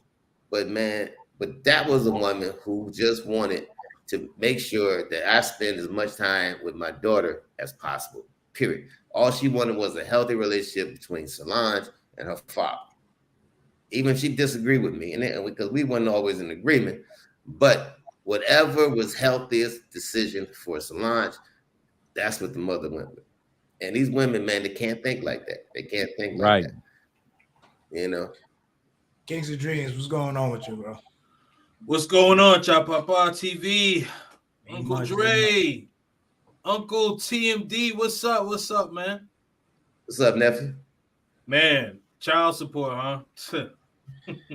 Marriage. Oh man. Kings and dreams. You think marriage is getting the bag now? The lottery, is it worth it? What does marriage mean to you nowadays? It's a good question. So I would say marriage in the West, legally, like if we're talking the government, I would lean against that unless you have something that is really, really ironclad. I mean, really unpenetrable. Because if you're a man of means and resources, like everyone here on this panel, you want to have something ironclad in the West. Abroad, depending on those country laws, like whatever I believe in Colombia is whatever you come into the marriage with, right? So if you come into the marriage, like once you get like after you're married and things like that, you split it 50-50. Is that accurate, Dre? Yeah. Okay. Yeah. Yeah, that's cool. But in the West, United States in particular, and I just came off a live stream with the dating coach, and we were talking about like doing, if you're gonna get married, do the ceremony. The ceremony without the government influence, I believe that's the way to go. Mm-hmm. Because you protect all your resources, right? You know, as TMD said, he had to go to court 3 times to get the judge to hold the woman accountable, right? But going back to what Dre was saying, right? Like if the woman votes you in, you gotta appease your audience somehow, some way. And as unfair as it sounds, I understand to a certain degree. I don't like it at all, but I understand to a certain degree. Yeah, because and the reason why I made those statements is because there's so many statistics that back up why they support women. Statistically, yes, 70% of all purchases in the United States, the GDP, the profitability for businesses center around catering to women. Nothing wrong with that. The laws and the policies are set up to cater towards the constituents. Those who go out to the polls more than anybody are the women, whether they be Republican, Democrats, or independent. That's in many of these countries. So they know that the women are making most of the purchases. So the foundation of economics of most countries are based off of the women consumer, because men are savers. We're statistically showcase that men actually statistically save far more than women. And men don't make emotional impulsive buys as much as women will do. And so since the industry knows, or the markets know, women are more prone to buy a car by way of emotions. Women are more prone to buy a house, buy a purse, buy a pair of shoes, to buy a cell phone off of just whimsical emotional purchases. This help keeps economies going, not us men who are savers. And when we realize, we do our research to see which phone is the best phone we should get before we make that type of purchase. We do not keep economies stable. Women do. We are not the ones that are getting up at 3 o'clock 3 o'clock in the afternoon, or 12 o'clock in the afternoon, or whatever times that you stand in that long line in the heat in some countries, or cities, in the heat in some in the cold in some cities, to go and vote. These politicians are listening to what women are saying. Men have already said, listen, we ain't got nothing against transgender. Be who you're gonna be. But we didn't ask you to make transgender some of our senators and our congressmen. We didn't ask all that. So, but in the United States, who are the ones that support it? In the United States, it's mainly women. So who are the ones that went out and voted the transgender and the openly gay, this senator, that senator is? It wasn't us males, it was the women. And guess who these politicians who are transgender, and I'm like I said, I'm not saying anything against transgender. What I'm saying is the voting power of women far surpasses the voting power of men. And that's why these no-fault laws exist in certain countries, to where a woman could kick you out of that house, still keep the kids in there, and move the next man in there while you're going through the divorce proceedings. Here in Colombia, the way it's set up, unless you guys sit down and decide not to sell everything, whatever you got in the middle, the courts automatically say, you sell it, you take that money, you go about your business. Mm-hmm. That's how it is in Colombia. There is no she get the house and she get Colombia is like, either y'all come to an agreement that y'all gonna keep it, but if you let us decide as courts, y'all selling it everything, and you get half the money, he get half the money, and he can leave with whatever he had before y'all got married, and you leave with whatever you had or didn't have before y'all got married. That's how it is in Colombia. They make you sell everything. There is no she get to keep the this and that and this. No. Shit. No. And DR, when the woman knows the relationship is going south, she gonna clean you out. Then you go to court. If you own that house or condo or whatever, then she's going to go to court if she could have that. But if a chick in the DR, so listen to cats who live with women in DR or married to women in DR, if she know that marriage is going south, she's going to clean you. You're going to come home. This is Dominican 101. She's going to move everything out: the curtains, the pots, the pan, the fork, the spoon, the soap in the bathroom. She's going to clean you out. Then we're going to fight about everything else. And they're smart, man. They know, like cats who be sending chicks money, man, to like rent them an apartment or buy them a car. That is the dumbest thing you can do, because they put it all in their name. Like I said, I just did a show, man, where a chick put the guy's condo that he paid for and her son name and her name, and the son name, who is 3 years old, who is not even his son. So I'm telling you, man, it's all, man. Listen, cats, dudes, brothers, protect yourselves, man. These, like Chris Brown said, these hoes ain't loyal. They ain't loyal. Now, when you find a good one, wife it up, whatever you want to do, that's your business. And maybe you may find an Andrea, but I'm telling you, man, they are rare. And me, I just ain't got time to go out there and look for them in all them vibes. And I'm gonna say something to piggyback off what you just said, Russ, before I let Chop talk. I sat Andrea down one day and I asked her an honest question. Are there a lot of women down here that think like you and are like you, in all sincerity? And I wasn't saying in a braggadocious way, like saying, "Oh, you so special." I know so many men want to have a good woman in their lives, and I see them coming down here and trying, they falling on their face. So I sat down with Andrea one day, and I said, "Are there others like you that think like you?" And she said, "If you want the truth, very few of us." She said, "It's very few of us that are young like I am, that are old souls, that are faithful like I am, and see marriage as a business." She said most young women see marriage with the respect my man, appreciate my family, and get love from my man. She said very few people think like me from, this is a business, so let's treat it like it's a business. We treat our marriage like it's a brick and mortar that you opening up turning the sign around every night or every morning that it's open for business. Open and closed.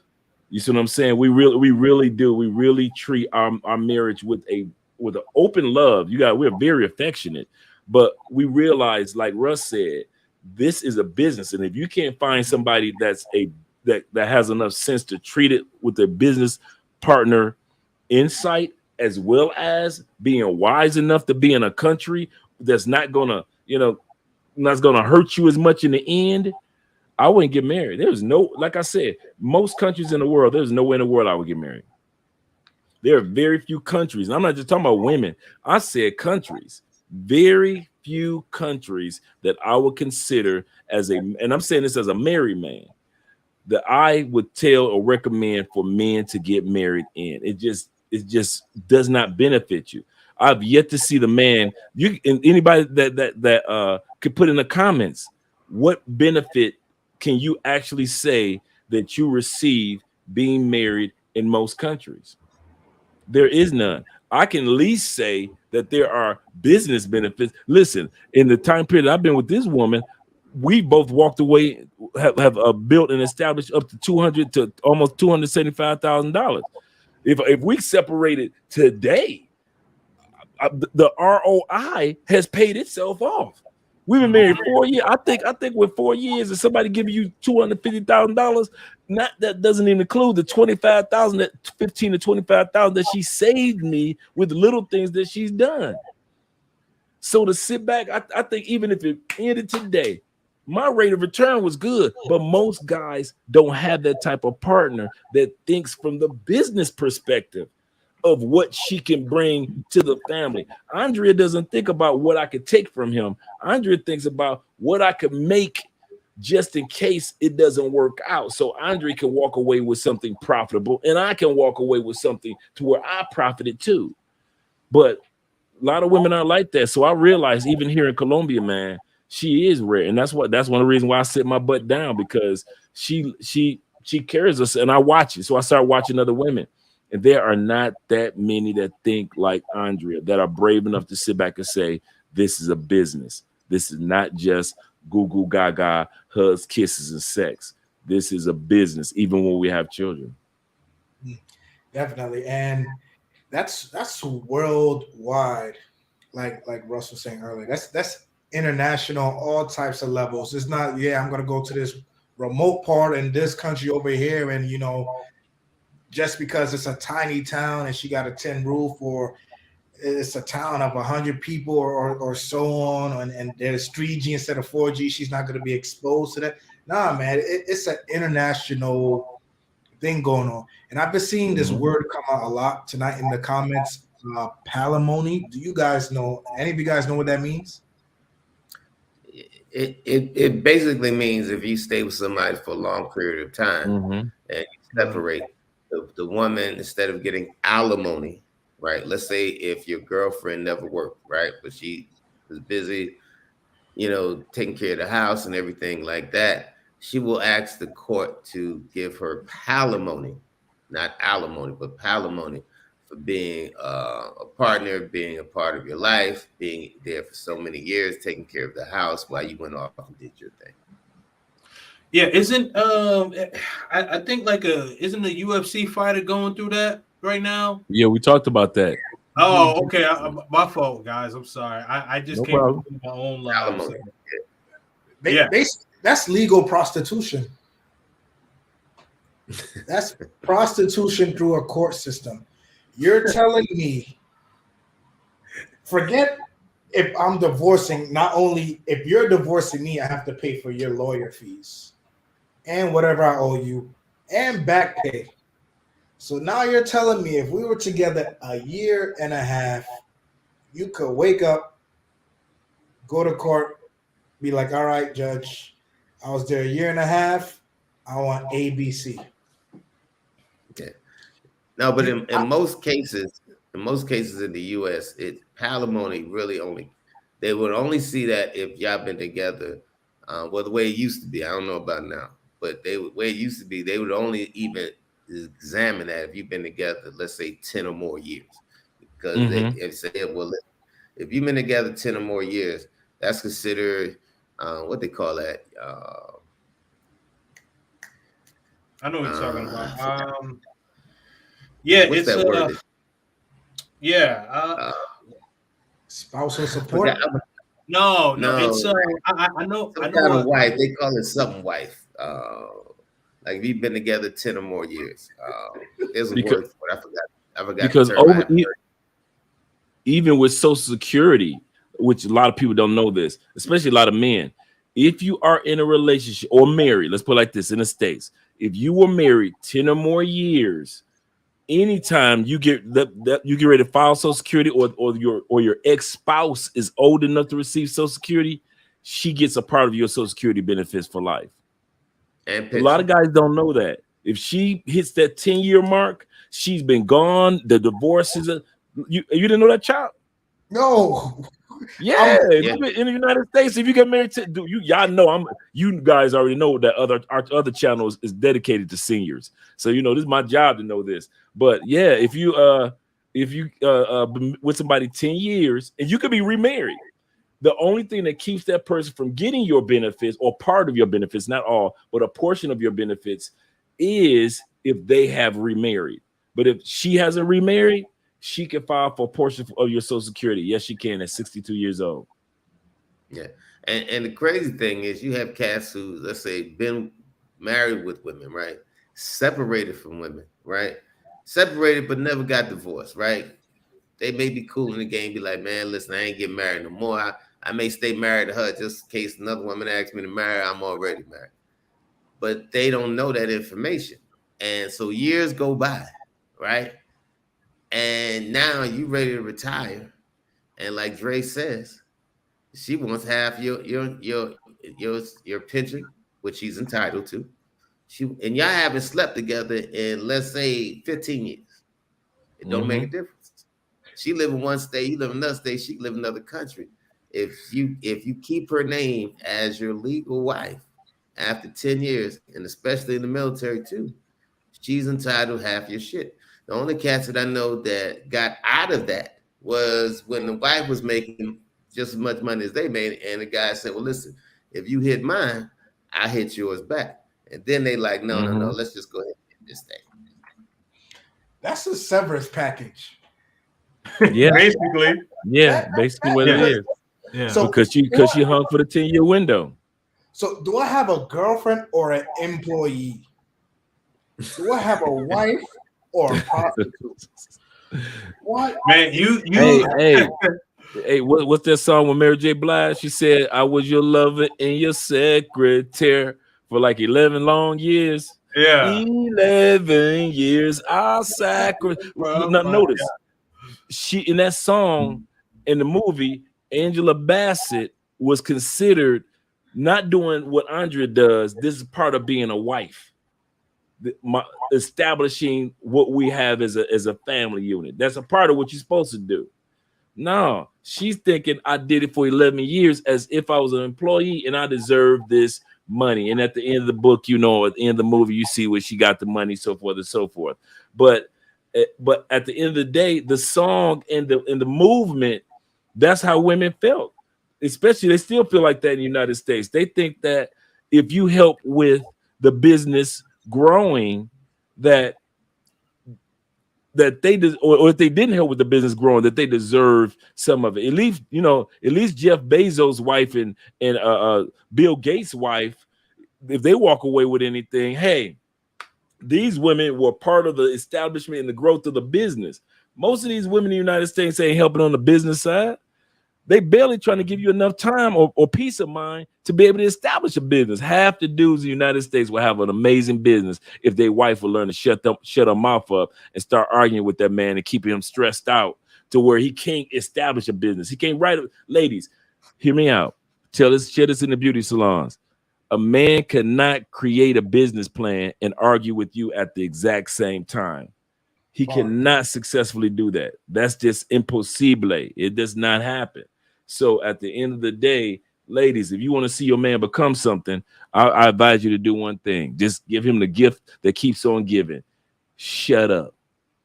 Some stuff, at least sometimes I sit back and I notice that white women learned this a long time ago. Sometimes I just need to shut up and let him just establish some stuff. And Jeff Bezos and Bill Gates and all those ladies that sit back on billions right now realize they were able to let their man establish what he has because their part of the business was to just shut up. Can you do that part of the business? You see, when teachers and firefighters and nurses were quitting their jobs to go do OnlyFans, I kept my mouth shut. I was like, you know what? Y'all can have that. Go make y'all money. Y'all not hurting nobody. Y'all robbing idiots, but it's okay. But now I have to be careful.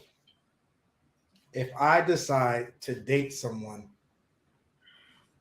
is a receipt gonna appear on my pillow the next morning? This is this is just a fancy way of saying, listen, we're prostitutes. No disrespect, ladies. But if it's your goal to go into a marriage or a relationship and to leave with something, you're a prostitute.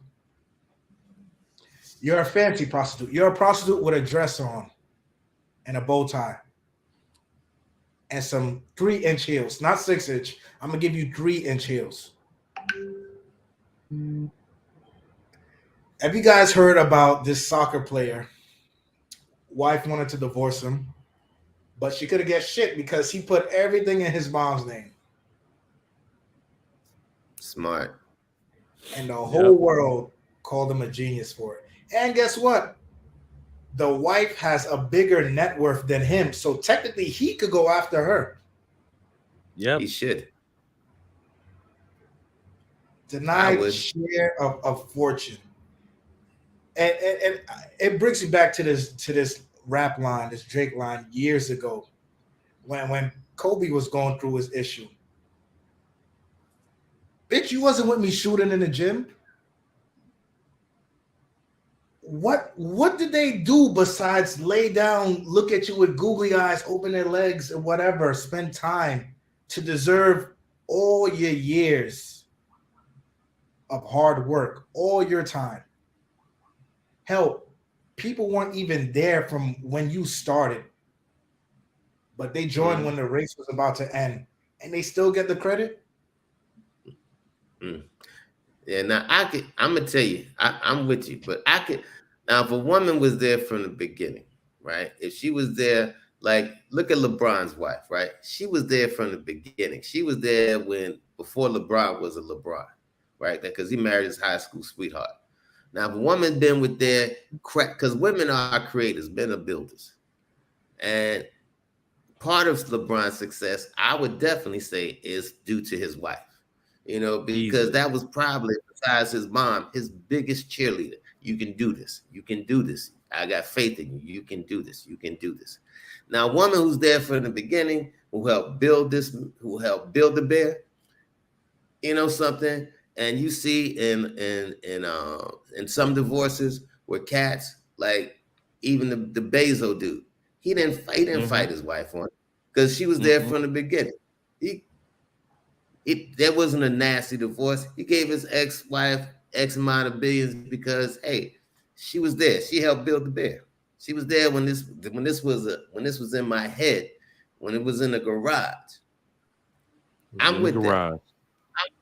I'm with that because you allowed me to grow, take care of everything I need to do while you stayed home, took care of the house, took care of the babies.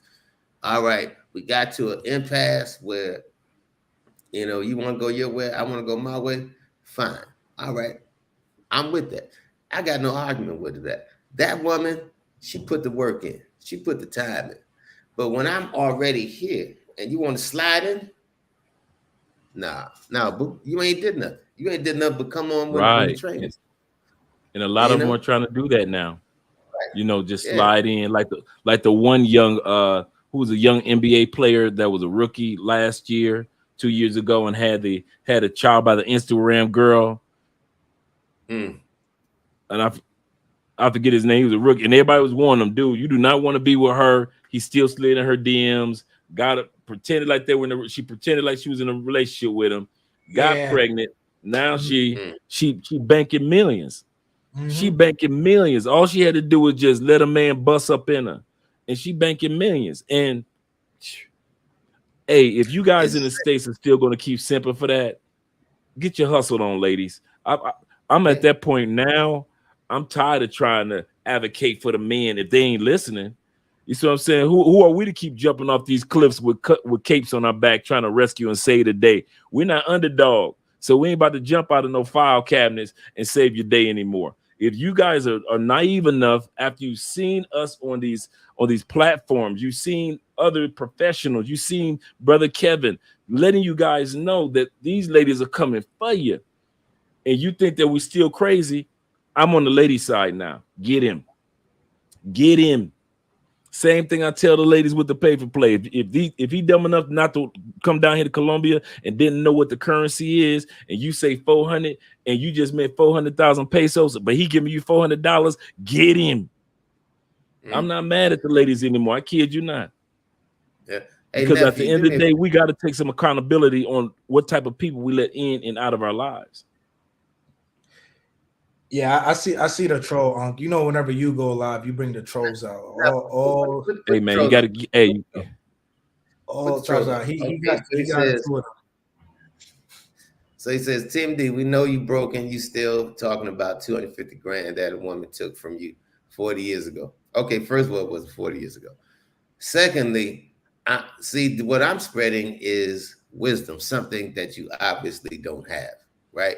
You may have some knowledge, very short, but the thing is, between knowledge and wisdom is being active, taking the information that you use, that you know, and being active with it. So I'm being proactive to tell these cats about my situation so that they don't wind up in the same situation. But let me tell you something, brother. You wish you had my life. You wish you had my life. Easily. You wish you had my life. Easily. I wake up when I want. I go to sleep when I want. I do as I want. I travel as I want. Blood pressure. I got the blood pressure of a teenager these days. You wish you had my life. You wish you had my life. This the same person that got to get up. He can't listen to the whole live stream because he got to go to bed because he got to get up in the morning to get into that rush hour traffic for about 30 minutes to an hour. He got the audacity to try to tell us about our lives. Man, please. And like you just said, we old enough to gather wisdom. In the mortal words of Kanye West, I wasn't supposed to make it past 25. Joke's on you. I'm still alive. For you dudes, half of y'all ain't gonna even make it to this stage of life. So you better gleam off this wisdom instead of gleaming off the wisdom. What y'all want to do, y'all want to experience it.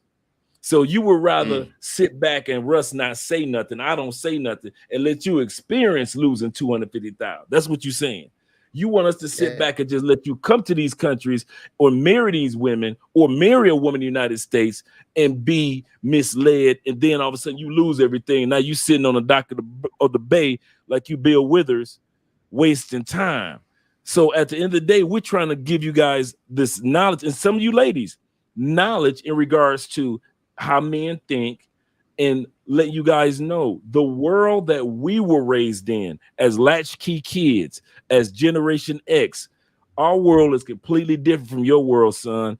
And what's happening is yours is far worse when it comes to relationships than ours ever has. So what I would recommend for you to do, get yourself a pen and a piece of paper, start taking some notes, man, and start sitting up there in the comment section, making a little criticizing remarks, because in about good 2, 3 to 5 years, all you need is one woman to run through your money the way a lot of women are running through some of these basketball players and some of these everyday guys. And what's going to happen is you're going to reflect on this live stream. And you're going to think about because men, we think on our pillows. I learned this a long time ago. You could tell a man something right there, hey, bro, that ain't good for you. And a man will sit up there, look you in your face, and do the exact opposite of what you warned him of. And then all of a sudden, he'll get on his pillow a couple days later. Man, that was so stupid, man. I should have never did that. What was I thinking, man? I was dumb, man. I should have went on ahead and let her go by her business, man. If I'd have let her alone, man, I still have my $300 in my pocket. Men think on their pillows. I learned that a long time ago, so I never expect a man to hear what we have to say initially. There are some, but very few of us are open to knowledge and wisdom. So I'm telling you, brothers, we're the warning labels on the side of a pack of cigarettes, with the warning labels on the back of a can of that unhealthy soup that you eat in the United States. We're the warning labels, so we're not bitter. Actually, one guy put in the comment section, he said, Andre sounds like a bitter dude. Dude, I had an excellent marriage in the United States. Excellent, gorgeous woman. I was a stepdad, 14 years. Both kids graduated college. My stepdaughter, she's married to her high school sweetheart, only guy that she ever been with her whole life. He had only been with one person prior to my stepdaughter. They've been together, married. They're like 30 years old, 2 kids, happy as they want to be. It's just that she was professional woman going towards her profession. I was veering too. So we were just two good people that were veering. So even when it's kind of funny, Russ, when we left divorce court, it was so many people in the court. Some people had to stand outside the courtroom. We left out laughing and smiling so much. People looked at the sign to make sure they were standing in front of the right courtroom, because they thought it was wait a minute, is this divorce court? That's how cool. She was like, well, I'm about to go on my date with because my boyfriend is blah, blah, blah. I said, well, tell him hi. Tell him I said, what's up? Because I was cool with her boyfriend. That's how long we had separated. I had no bitter situation took place. A lot of men do, but fortunately for me, I didn't. So when I give this advice on, dude, you don't want to be a stepdad because they come in as a package, then they leave as a package. You might not want to do that. When Russ gives you advice like, dudes, I'm telling you, they're coming after your money. You might want to be a little bit wiser with your steps. Guys, listen, let that American ego down. That is what's killing a lot of us brothers. Can't nobody tell us nothing until it's too late. Yeah. Just like, you've heard say a good woman can make a man, a bad woman can break a man. Every time. And that's just truth, man. It is what it is. But like I said, go ahead, nephew. Nah, that he sounds like the type of guy you can't talk to. Like he gets on a plane, goes to Sasua, and he pays $200 for 30 minutes. People like that you can't talk to. And it's sad with a lot of guys you can't. Our job. The Bible says one waters, one plants, one waters, and God gives the increase. Sometimes it's just for us to plant the seed, and then they might meet another brother 5-10 years from now to give some advice. That brother watered some of the things that we said tonight, but then something happens in their life, and oh Lord, I need your help, and all of a sudden, all the wisdom that we're gleaming, that we've been sharing tonight, that's when they apply it. And so I never look at for guys to kind of like understand immediately what guys like Russ and I have acquired, or the knowledge that we've acquired. Realize I'm 55, Russ is 60. So we've experienced life that these guys haven't even imagined. That if you're 40, the life that you are going to experience, your brain can't calculate what you're about to go into. For example, I never imagined at 40 I'd be living in other countries. Remember, I was married in my 40s. You don't know what life is waiting for you, but we've been in your shoes. So when you guys are 35, 40s, in your 20s, and you think that you got this down pat because you're living on the same planet that we do, I'm telling you, man, there are men in their 80s that are light years ahead of me and Russ in their wisdom, and we respect that. You guys have to respect that we are light years ahead of you guys that are in your 20s, 30s, 40s, early 50s. We know stuff, man. We've seen things, man, that you can't see about yourself. Some of you guys in the comment section, I've never seen your face before. And I can tell you about you because of all the years of wisdom. And it's not an attack. It's just that once you acquire it, you start to realize like, wow, I kind of think I know how this thing called life works. And it takes a while to figure it out. It does take those 50s and 60 years to figure it out. Yeah, there's a saying that says, "Foolish men talk, wise men listen."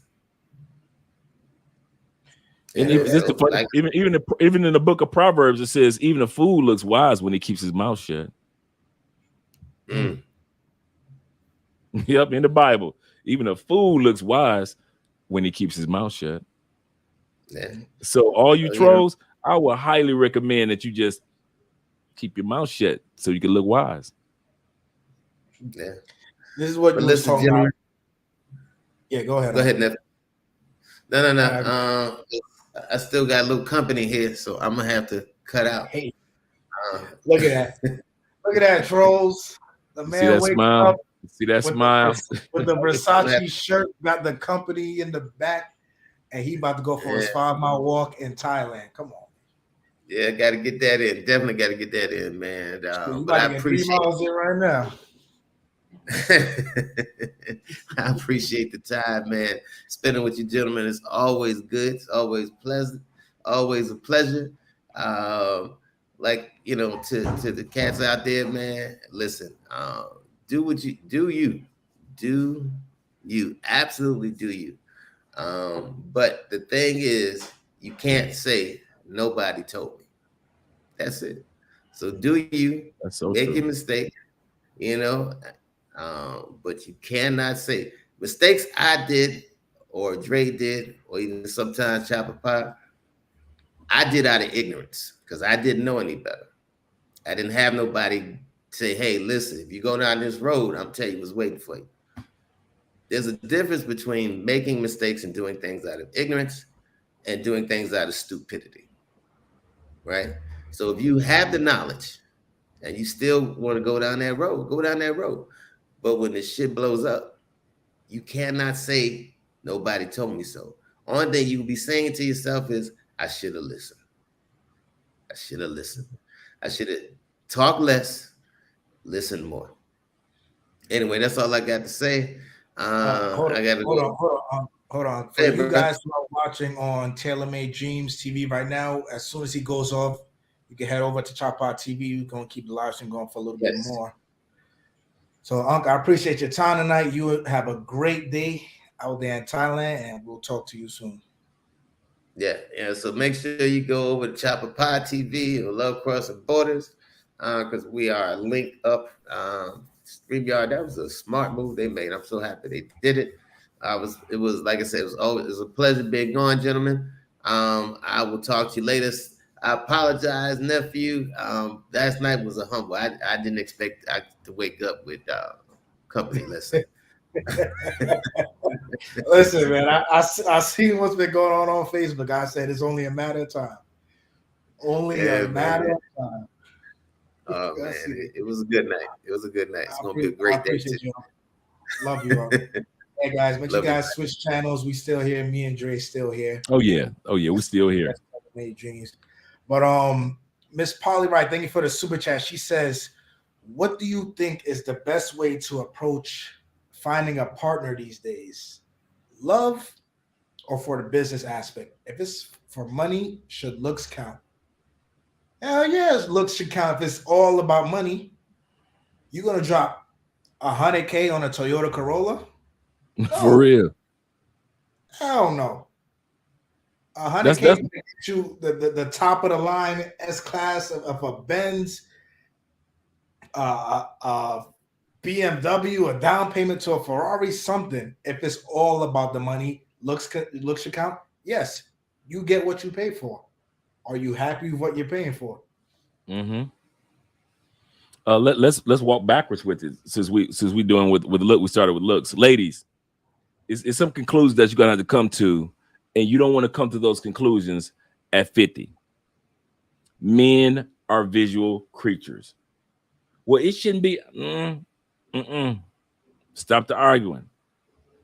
We don't care nothing about your degrees. We don't care about. Somebody should have told Ebony. We don't care nothing about them degrees. Ebony K. Williams. We care nothing about your accomplishments. We don't care nothing about the photos with Judge Joe Brown and all that. We could care nothing about you being an attorney. Hats off to you. First thing men care about is how you take care of yourself physically, ladies. Write this down as notes. That's the first thing we care about. If you're 40, do you look good? Are you 60 and you still look good? Are you 22 and you still look good? How are you taking care of your body? Because if you can't take care of your body and your health, the weight based off of your diet, if you're dating me and you're cooking for me with the same diet in which you cook for you, guess who body gonna be toe up to in about a year or two? But if you're taking care of your body in your 30s, your 40s, your 50s, and you got gym memberships and things like that, and you're drinking water, guess who I'm gonna believe that's gonna be able to continue to keep me drinking water? You. Why? Because you drink water on a regular basis. You go to the gym on a regular basis, so that's going to keep me motivated to go into the gym. Couples impact couples. So the first thing is, yes, ladies, the first thing that we are visual creatures, and that's the first thing we notice is your beauty. So you're gonna have to come to the conclusion. All of that, I can be Lizzo and a man gonna still want me, or I got a cute face. We don't care nothing about that. You're gonna be the side chick then. And I'm gonna say something, ladies. Women with cute faces, with tore bodies, you the ones we smash in the dark, and nobody ever know we smashed you anyway. Every man got them few chicks that we didn't have in our lifetimes that was a drunk night, and we were like, I know so-and-so, she busy, so-and-so busy too. Let me go ahead and call up Keisha. What you doing, girl? Yeah, I'm on my way from the club. And nobody will ever know that we smashed cute big Keisha. Pretty face, cute. But Keisha's body and her diet showcased that she don't give a damn about herself. And since her body showed that her diet doesn't care about her, we already know based off her diet, she can't cook or take care of me. So that's the first thing. The next thing is, you said, how do you find? There are so many good dudes out there for women to take advantage of and enjoy in their lives. It depends on what you're looking for. You can find one guy, or in Miss Polly's case, you can find more than one guy. But you got to know when to let certain dudes go. That's the problem. The problem in the States, Chop, is not usually when it comes to finding a man for a lot of women. The problem is y'all hold on to the wrong ones too long, to where the ones that you're supposed to be with, he don't get a chance to squeeze in. He got to squeeze into this narrowness of your life. A lot of times, y'all, that's why a lot of women do not have that good man at this point in time in their life. It ain't because the good man didn't come along. It's because when the good dude came along, and a Chop, can you not confirm this? Because we all been in this situation. We knew that we were good dudes. We knew that this chick is beautiful, gorgeous, successful as she is as a coworker. We know about her. We've been sitting back for 3 years watching her complain about her no good man that she got at home that's barely helping take care of the kids. As soon as one of us asked her out on a date, she got 15 excuses. Well, I got a man. I got it. Boo, you got a male. That's another mistake you ladies are making. You got a male back home. You ain't got a man back home. What's my point with all this babbling? Ladies, realize sometimes you ain't got that good man because you keep letting good men go by, trying to wish upon a star for the one that you got. When you need to go ahead, get rid of that clown. If you got kids together, be co-parents. But a lot of y'all women don't get good men because y'all got bad men stealing y'all. And y'all, I like what one female told me, a child. I had broke up with a chick, but the chick was a stalker, right? Mm-hmm. I didn't give it time to kind of like let this chick get me out of her system. Now, I wasn't having sex with her or anything, but she was just, I didn't know she was gonna be a stalker. She was just crazy. She followed me over to the chick house I was dating. Now, the chick I was dating was beautiful young lady, real cool. This was like a while back, right? This is before I even met my wife. This in the States. This is way back when. And I'll never forget what she told me. She said, Andre, I like you. She said, you're a good dude. She said, but you need to learn to clean your plate. And I said, what do you mean by that? She said, you know, when Thanksgiving dinner, you eat your food and you got your macaroni juices right here. You got your greens over here, and you got a little bit of whatever you eat right here as far as meat and whatever it is. She said, you know how when you're done, it's got all the juices left in there. She said, do you put apple pie and ice cream on top of that same plate with all the macaroni cheese and all the greens juices on there? Do you put apple pie on top of that? I say, no. She said, Andre, you need to learn to clean your plate. And I never forgot that. I never forgot when it's time, you need to make sure that certain people are not in your life, not partly, not you still smashing them sometime, not they texting you. He texts me 200 times. As long as you respond on 201, men ain't embarrassed about texting 500 times, ladies. Don't ever think a man won't knock on your door 57 times if you're going to open up on 58. He keep calling, you keep answering. We don't care nothing about that. You'll never worry about us men being embarrassed. We ain't never embarrassed about texting, calling, knocking on no door, running to you at the mall. We planned that. We knew that you like to go to the mall at a certain day, certain time anyway. We're not saying that we're stalkers, but what I'm saying is men aren't shamed to call. We're hunters by nature.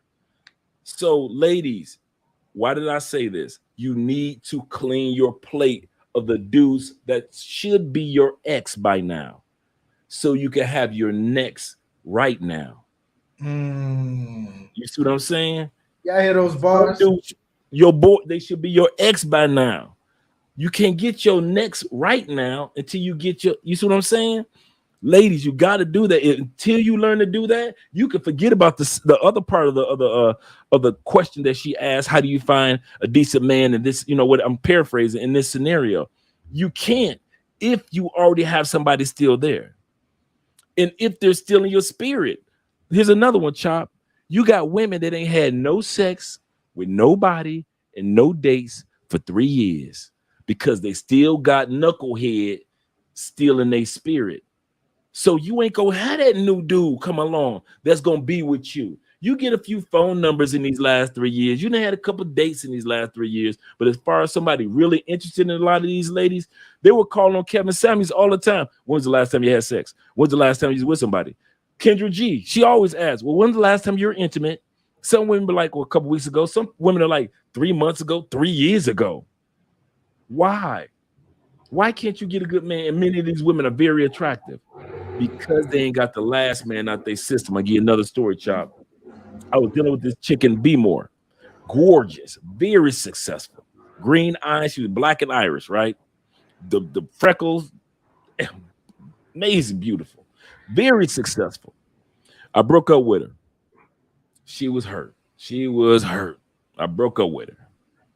And it was because of me. It wasn't because of her. It was just me. I just was the fool. She said she went out. She called me a couple of months later. She said, I went out to dinner with somebody. She said he was very successful in business. She lives in D.C. area and works in D.C. She said, as he was talking, months later, she said, I hadn't seen you in months. She said, my eyes start watering up. This is my first date out after you. She said, I said, excuse me for a minute. And he said, yeah, no problem. There's a brother.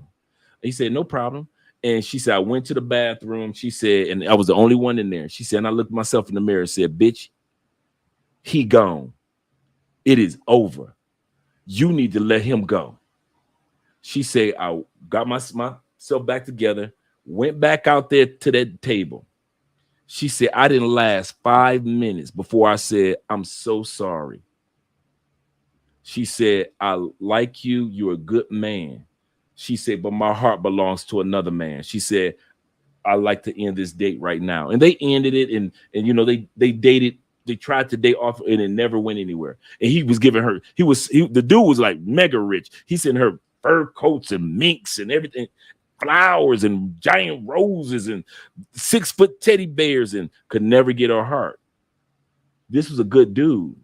But because she still had another man in her spirit, this good dude didn't get a chance. So a lot of y'all women that's complaining about not having the opportunities for good men or decent men, this and that, you may not have dated anybody or off and on, or maybe off and on for a few years. You ain't been in a good relationship in 3-4 years. Why? Because you ain't got that one dude, whether he was good or bad, out your spirit. So y'all got to get whoever it is, whether it was me or whoever it is, out your spirit. So when a good dude does come along, like the guy she had, he ain't got to deal with the fact that you still in love with the last man and you got to walk into the bathroom and tell yourself, bitch, he gone. I'll never forget that. She said, Andre, I literally walked in the bathroom. We had talked like months later. She said, I literally walked in the bathroom. She said, and I literally told myself, he is gone. She said, bitch, you got to get that out. Just come to the conclusion. She said, and I walked out there, and it was as if I hadn't told myself anything in that bathroom. She said, I sat up there for about 5 minutes, and while he was talking, all I could think about was you. She said, and I just had to tell him the truth. My heart belongs to another. It still belongs to another man right now. She said, I'm not seeing him. I don't talk to him. She said, but my heart still belongs to another man. So she lost out on a good man just because she was still dealing with me. So when you women sit back and say, how do I find? Sometimes you need to start. First step is to let go of the older dudes. I mean, the dudes from your past, or let go of the dude that you with now. Some of y'all need to clean your closets out. Heal. For women and men, I saw a quote today, and I see you guys' comments. We're going to get to the comments. I saw a quote today, Jay. It says, life is too short to let loneliness drive you back to toxic people. Mm-hmm. A lot of us, men and women, we end up in the situations we're in, like Dre said, because we're scared to let go. We're scared to move on. We're scared to face the unknown because we're so used to the known. Even if the known treats you like shit, even if you're suffering, the known feels like home, whether it's toxic or not. But a lot of you guys need to let go of that fear of loneliness. Like, damn, I'm gonna be alone for a while. I'm 38, I'm 40, I'm 45. You know, maybe I should go back to that horrible relationship that ended 5 years ago. Let me send that text, see if he's single or if she's single. Nah, don't do it. You let that weight go for a reason. So there's no point. It makes absolutely no sense to go back to that. Matrix Free says, "What's up, gents? Andre, are prenuptial agreements recognized in Colombia?" Yes. If they're signed in Colombia, you can't sign one in the States and then you and your wife move to Colombia, and you know you're looking for the Colombian attorney to be on your side outside of the States. But if you have a prenup that you have signed here in Colombia, yes, they're recognized all the time. All right, perfect. Make sure you guys hit up Andre on his channel and the emails. If you need any consultations, anything you don't want to ask publicly on a YouTube live stream, you guys can hit him up. He'll take care of you. Miss Polly Wright says, so Andre, should looks count for women? To clarify, absolutely correct. Should women be okay with men who are not that attractive? Now, notice historically, women have not necessarily looked at men in most countries. I'll say this again. For those that have used their passports, we can validate. In most countries, it's not the pretty boy that's happily married to these gorgeous women. Chop, am I correct? In Brazil? It ain't the prettiest. It ain't the prettiest dude that's got the good woman on his arm. It's the leader, the provider, the protector, the dude that's decent and good. That's the dude that's being husbanded up. So, and I'm just talking from a global perspective. So, if we narrow it down to the United States, yes, looks matter to all of us because we're visual creatures. But at the end of the day, I'm telling you, the happiest couples that I've seen, he wasn't necessarily the finest one. It was her job. She was the finest one. She's the feminine. She's the flower of the relationship, not him. But yet, let's go back to what I was saying when it comes to health. Now, should a woman look for a man or want a man in her life that cares about his health? The amount of salt that he puts on his food. What type of food does he eat and want you to cook for him? Does he go for a walk like Russ? Can you ask your man, baby, let's go for a walk for about, me and Andre just went for a walk a couple of days ago, right? She said, you walk 5 miles, I want to walk with you today. I said, okay, cool. Do you have that type of person in your life that he may have a pot belly today, but as he's starting to walk with you, all of a sudden you start to see his facial features change because he's starting to lose weight. His blood pressure is going down. He doesn't have, because it runs in his family, things like that. So what I would say to a woman, does a man focus on his health? Because he might be I got a story for everything. Got a friend, my boy for Don, hazel eyes, pretty boy, met for Don in the 3rd grade. From 3rd grade to high school, all the women loved him. Tall, chocolatey. He was Denzel and Morris Chestnut of our time period in Detroit, right? Women loved him. Loved him. For Don hit 30 because he didn't focus on his weight. He didn't focus on his health. He didn't focus on what he ate and intake. I'm walking down the street, minding my business. I walk past a brother, not even know it. For Don? What's up, Dre? Andre, what's up, bro? I had to apologize to the brother minutes later. I said, "What the hell happened to you?" It just fell out. I didn't mean to, to say it to the brother. Like, I'm like, what the hell? Because I'm used to seeing for Dime, Mr. Pretty Boy, Mr. Body Just Right, Mr. Football. Why am I saying this story? The reason why I'm saying that, ladies, don't just go for a man because he's looking good today, but is he taking care of his health? So in the long run, he not only looks good, feel good, performs good. Can he perform like I do at 55? Because I take care of my health? Because I'm not naive enough to sit back and say, just because I look good for 55, well, my younger 28, 29-year-old wife, she'll understand if I can't perform just because I look good for my age. No, I got to be healthy because I got performances to do.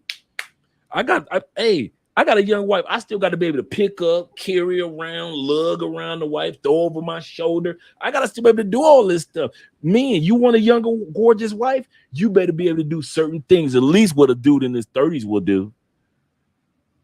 So these are the reasons why I'm in the gym, deadlifting this and doing this and doing that and walking and exercising, keeping my mind and spirit healthy, because I got competition. Chopper Pine, them dudes, late 20s, early 30s. They can still lift the ladies and toss over here and toss on top of the bed. I got to be able to lift my wife and toss on. She wants the toss on the bed experience. She wants somebody that looks good on her arm. So what I say to ladies, Ms. Polly, is this. Don't just think about a man looking good, but is he taking care of his health to where in years from now, he'll still look good. He'll still perform good. He'll still think clearly. He's still spiritually focused, just like the book that Russell Simmons wrote, Success in Silence. Can he be successful just in meditation or prayer or just some quiet time to himself in life? Like you got dudes like Chopper Pie and I that are kind of like homebodies, unless, some of you guys come to town, we're having our fun. But for the most part, we enjoy life just being at home. And so you have to know what type of dude that you dealing with as far as his health, because he may be a sexy mother right now, but in 5 years, you might want to get rid of him. Just like when I saw Fadon like 5-10 years later, and I'm looking like, what dude, bruh, you should saw my face, man, when I saw my boy. And it was years. Now, when the brother said earlier about Andre sound bitter when it come to marriage, no, I'm cool with that. But when it came to Fadon, oh, man, that was my best friend and arch enemy at the same time. Because the women, let me do your homework, Fadon. Oh, Fadon. I had to hit his dude name from the 3rd grade through high school because we just so happened to be moving. I'm going to go to the same high school in Detroit. And so I'm hearing so when I saw, I won't lie, bro, it was like a piece of revenge in life. It was like I'm still looking good, and I see Fadon. And at this time period, I'm doing P90X. I'm killing it. And so I see Fadon walking. Man, I didn't even recognize the brother. And I had this. I say, Fadon? He was like, Dre, what's up? And it just fell out, Chop. Dude, what the hell happened to you? Oh, man. Ladies, you got to think about a man that's going to take care of himself and his health his whole life. He might not be a pretty boy, but is he taking care of his health? Mm-hmm. I mean, you could be as ugly as Lil Wayne, but we can't lie and say Lil Wayne is overweight and beat up and he don't take care of his health. And another thing, Dre, I want to add on to that, besides the health factor, is another H, happiness. True. Are you happy with said person? It don't matter anybody else's opinions. Like, oh, dude, she a 9, but he a 4, he a 5. Their opinions should not add weight to how you live your life. I'm going to use Miss Polly as an example. If you want to be a man, and if it's about the money, whether it's about the money or not the money, if you're happy with the results, the health, the vibe, the connection, the sex. That's all that matters. True. You don't have to break what's already fixed because you think you need to fix it. And a lot of us, and that's a human error where we just want that 100% perfectness. Sometimes it won't be 100. Nope. You may have to settle for the 95, the 90, the 98. That's so true. You got 80%. You're like, damn, I'm at 80%. I'm 80% happy, but I want the other 20. I want that last 20. You'll lose the 80 and end up with the 20 alone. And now look at you. Mad and sad. Mad and sad. Mad and sad. We forcing it. We hurting ourselves. We're trying to, like, I don't know, push these expectations of society, of other people's opinions. Listen, man, be happy yourself. Be happy, be healthy. Those are the two H's you guys should be worried about. Happy and healthy. Yep. Amin Black, what's going on? He says, why is it so difficult for a black man to find a cooperative black woman in the United States? I can't answer that question. I'll leave that up to Dre. Like I said, it's not profitable. There's no benefits. I try to sit back and think about, and there are a lot of really good women in the United States. Do not get us wrong. Really good women of all different race, colors, creed. But the difficulty is not the black women. I'm going to say this. It's not black women. The difficulty is the hunt for the good black women. Like I always say, looking for that golden needle is like going into a barn full of needles. That's what you're looking. The needle in the haystack theory is over. That era is done. That's my era. Generation X. We were needle in the haystack. I found my needle in the haystack. No.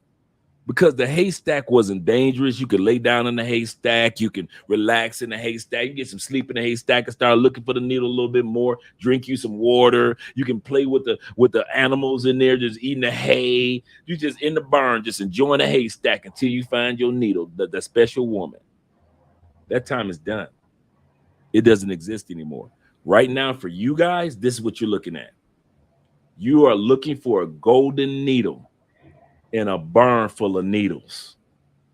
You're going to get pricked up, sticked up, blood, cut up, harmed, infected, everything. Walking into a barn full of needles. You're not looking for the needle in the haystack anymore. You got all the needles, but you looking for one golden needle? Man, you know how hard that is? That's what dating in the United States is now. So for you guys, it's not the fact that the golden needles don't exist. The good women are out there, but you got to go through so much prick and getting stuck in with all these needles in this barn full of needles to find that one golden needle. It's not even worth it.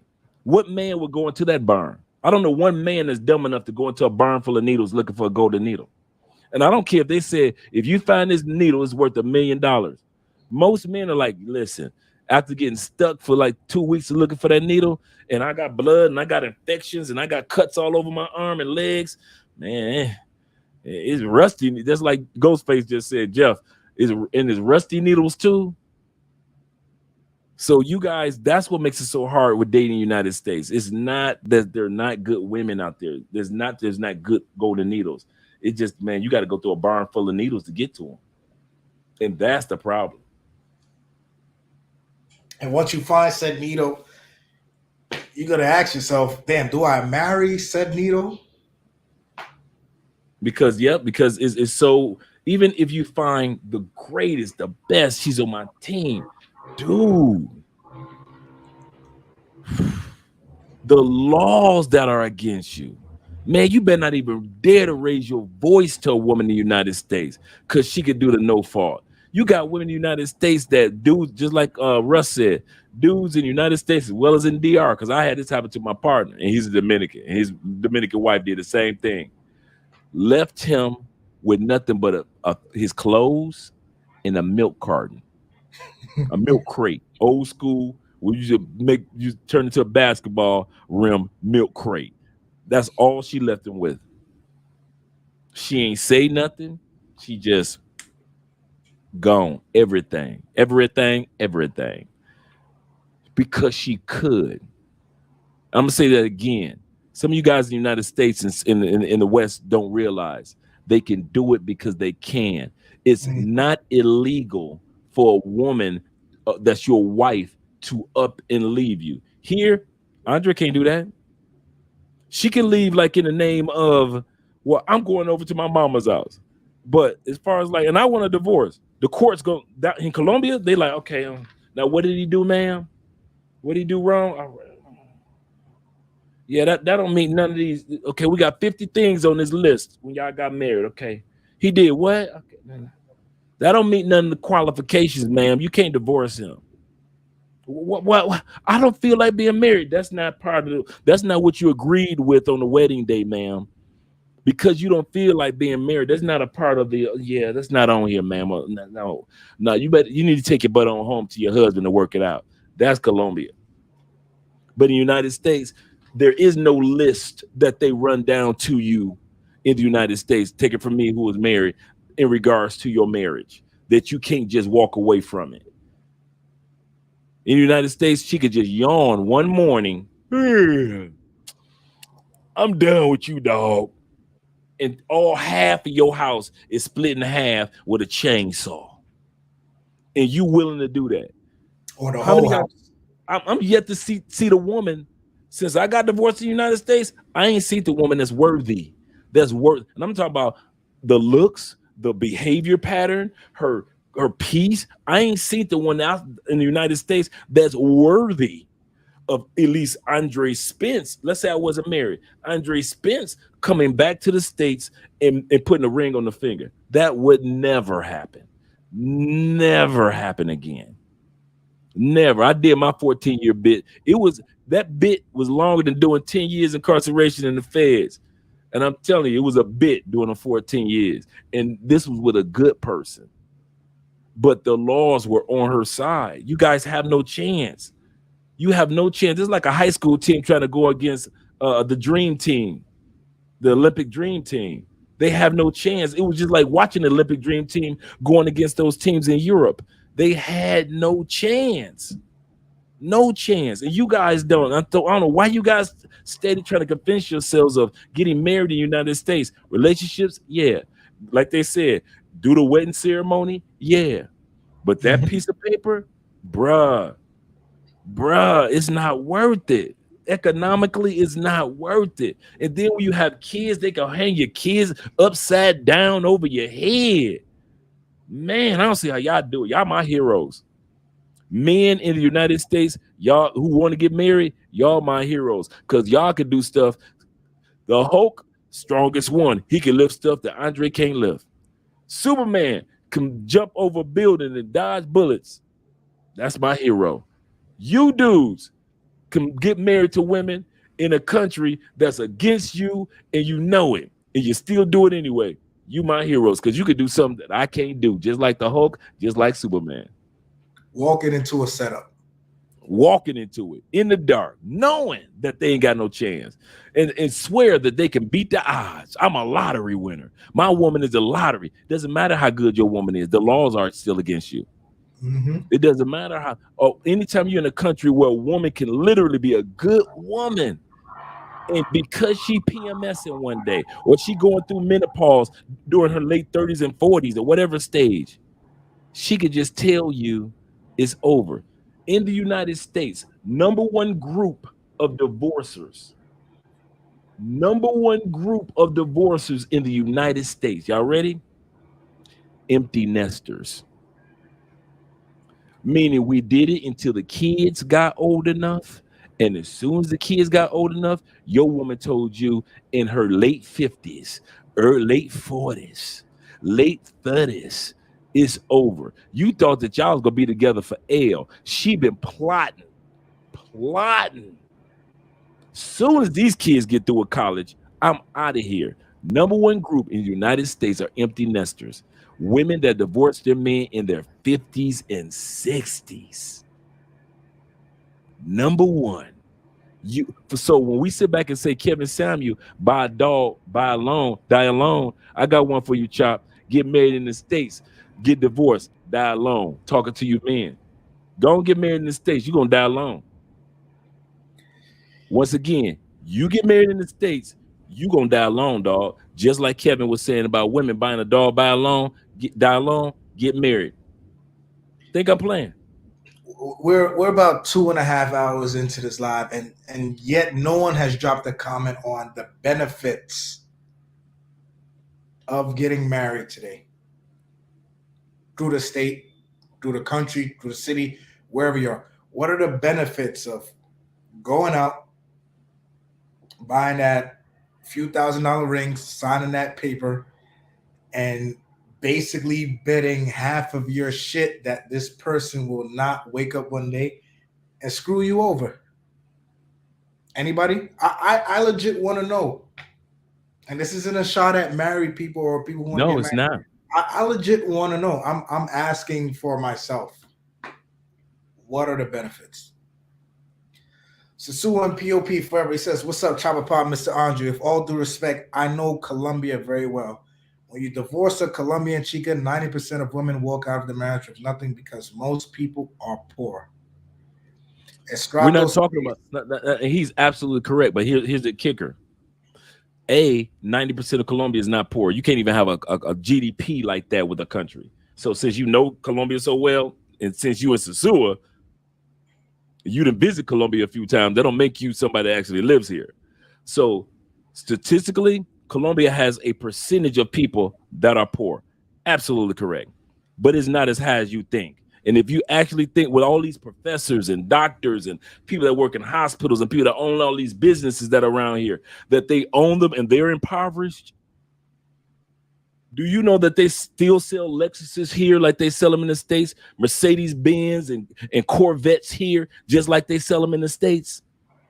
Mm-hmm. Based off of your statement of 90% being impoverished, Corvette couldn't make any money here. Mercedes couldn't make any money here. All those expensive tailor-made suits that people get here, that couldn't survive if you live in a country with 90% impoverished people. So since you know Colombia, you need to know your stats, man, before you make those statements like that. You know, and plus y'all know I'm a reader. Why you gonna tell that to a reader? As a black man that reads, you should make sure you always do your homework. There are certain black men you cannot just say stuff to, because I'm so nerdy. I love reading. I love statistical analysis. So that stat is incorrect. Okay. In regards to, and we're going to come to this comment, but in regards to individuals leaving without much, there are a lot of, actually, first of all, let's go with this one. Colombia is a 9% divorce country. I'm gonna let that sink in for a split second. United States, 70%. Colombia, 9%. So once again, I don't know what information you're getting about Colombia, Sosua. You need to do your homework before you make statements like that.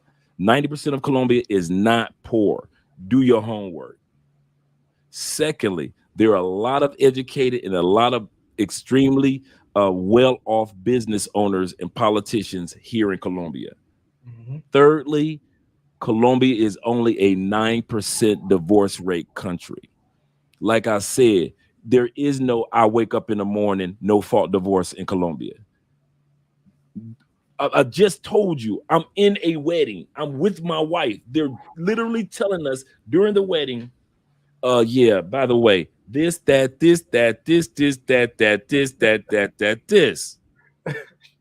literally telling us everything that you need to do in order to get a divorce. Because in Colombia, you can't just wake up in the morning and be like, well, I don't like you. I don't like you.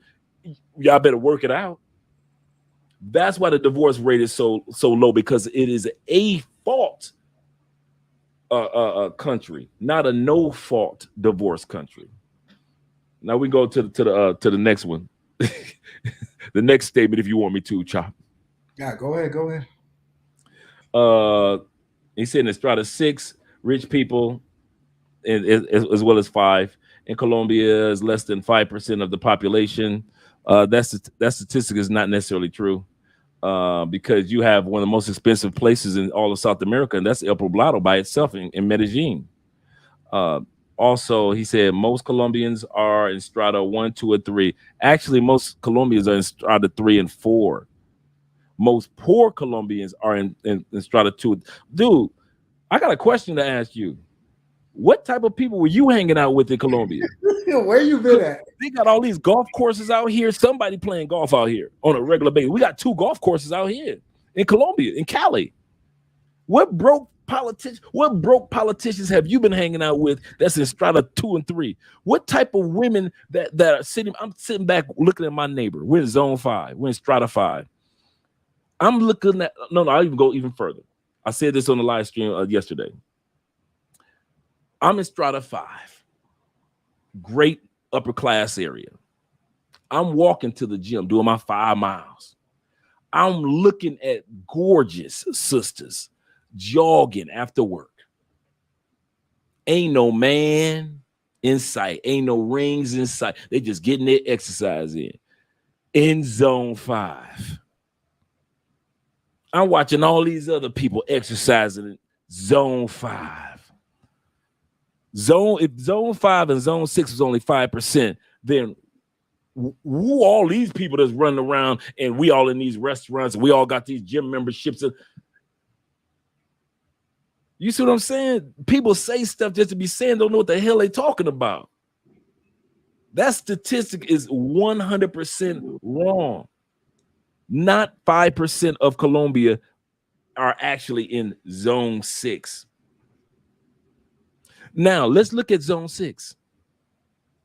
Zone 6 is where politicians, movie stars, sports figures, and those that are on that level stay. But yet there are other parts of zone 6 for people like Chapapa and I, or some of you guys in the comments, that you make the American dollar and you can afford to be in zone 5 or zone 6. Zone 6 is like 2 blocks from me. I got a partner right now. She lives in zone 6 by herself. So when you sit back and talk about zone 6 as if it's the place where nobody can get to, you lying to yourself, bruh. So here's what I recommend, Chop.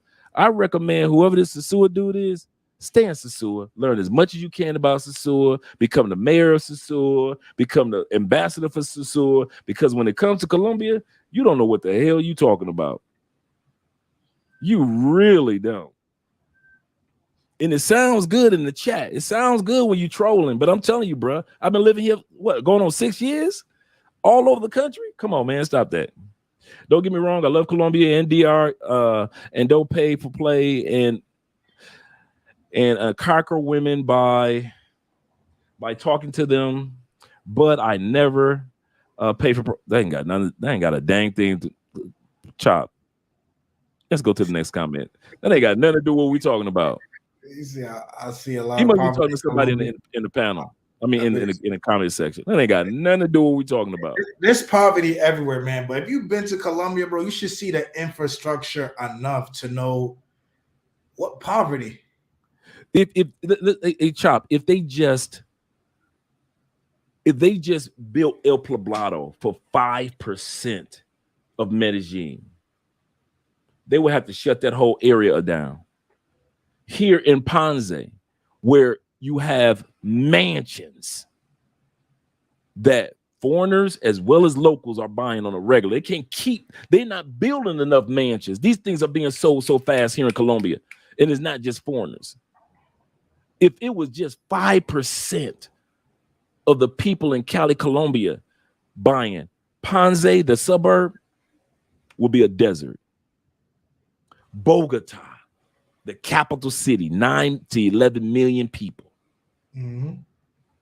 If those people were so impoverished Bogota, the city itself, the stock exchange, the political capital, the whole city would have to shut down.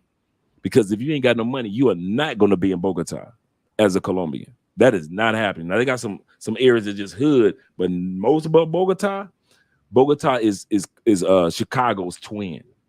Yep. I kid you not. Am I lying? Especially you would swear you was in the States, especially in Chicago. If once you hit Bogota, you like, oh my God, I ain't never seen this before. Mm-hmm. You head on down in other areas. So when dudes be saying stuff, man, they probably been to Medellin, they probably been to Cartagena, they probably hung out with a couple of chicks, and they actually think they know what they talking about, but they never lived here. Well, I was there for 3 months. All right, cool. I was there for a year. What year? 2017. Colombia is completely different than 2023. Sometimes we just remember what I just made the statement that's in the Bible. The Bible says, even a fool looks wise when you keep your mouth shut. And stop trying to use statistics on people that read books. There are still a few of us black men out here that read books, that read statistics, and we know how to Google stuff. Do research. Yeah, dudes just think that we just boo-boo the fool. We just be throwing numbers out there. Man, you know how much time I spend reading every day. I'm like Warren Buffett. Warren Buffett said he spends 6 hours a day reading every day for years. That's how he got his money.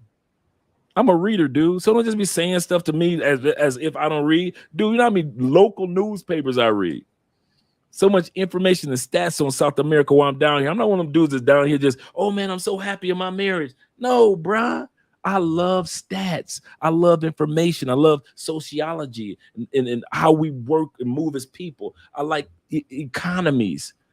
That's why I can tell you as much about Guyana as I can tell you about Colombia, because I love researching. Man, you need somebody stupid to talk to on. Here's what I suggest that you do. You walk into your closet, close the door behind you, and start talking to yourself. Because you need somebody stupid to talk to. Because you really don't need to be talking to us. Just go into your closet. Go on now. I ain't playing. Go into your closet. Shut the door behind you. You can still hear me? That means the door ain't closed. Shut the door behind you. You ain't got to lock yourself in the closet. Just go into the closet, close the door behind you, and just start talking to yourself. Let your voice echo off the closet walls so you can hear all the stupidity that you're giving off. That's a dang shame putting stats out there. And you know I'm living down here. That's the stupid part. That's like me trying to tell Chop about Brazil and Chop looking at me like, Dre, you don't know what the hell you're talking about. And if he lives in DR full time, you should know better because Colombia and DR's infrastructure are miles apart. Miles apart. But in DR, you still see the Benzes, the Ferraris, the Lamborghinis, all the ridiculous shit because the roads don't match it. Is DR poor? $1 billion sector in tourism in the Caribbean yearly. Whatever. Miss Polly Wright, How do you feel about foreign men who are marrying American women to get a chance to come to the U.S.? For me, I feel like they as soon as they get to the U.S., they want to go back home. Yep. It ain't all that cracked up to be. It's not the yellow brick road, the American dream. No, plenty of people from the islands, other countries get married, go to the States, and like, damn, I'm gonna come here, work twice as hard than I was back home. Get taxed twice as much. Get taxed twice as much, can barely save money. I'm in a house with 15 other people to try to save on rent. The food is crap, expensive, it's cold. Man, it would amaze Americans how many people come to America just to stack money to go back home. I think that's one thing that we rarely talk about in America because we don't think about it. But when you're outside of the country, you see these people coming back home. Yep. Dude, a lot of foreigners are just going to America, crossing the border, just so they can make money, stack it, buy 3 pieces of property, or 4, am I lying, Chop? 4 pieces of property back home. And as soon as they get to that 3rd or 4th one, they gone. There's nothing about that flag, nothing about our statue, and nothing about our liberty that those people care about. They just come get their money. And that's why I tell Americans to do. If you want to live outside the United States, the perfect example of how to be an American in today's society are foreigners. I'm going to say this again. The perfect example of how to be an American are foreigners. They go to our country, stack their money. You can't get them to buy a candy bar. Like Chop said, 15 people in one apartment. It's hot in New York. And yet and still, they sending all that money they making back from doing nails and hair and construction and working in the fields and collecting this and working in the meat factory. All that money being sent back home 10, 15 years later, they either started a business in the United States to send more money back home, or they just take the money that they got as an employee and they go back home. And we see Colombians come back. That's why during the holidays, you see so many South American people coming from the States. Ain't nobody rushing to the States during the holidays. Everybody leaving the States during the holidays because they're checking on their apartment that they had built here. They're checking on their families that they had built here. Okay, my apartments are doing good. My family's doing good. They go back to the States, stack more money, buy more apartments in their home countries. Andre got a bunch of family members that have done that in different countries. Yep. And send the money back. And what now they about to retire or they in their 30s, 40s, 50s, 60s. Man, they own so much. Andre family owns so much property, man, from being in other countries. So yeah, Chop is 100% correct. Ain't nobody trying to live in the States. And if you want to watch anybody on how to be an American citizen, watch foreigners. They come, they stack their money, and they get the hell up out of there.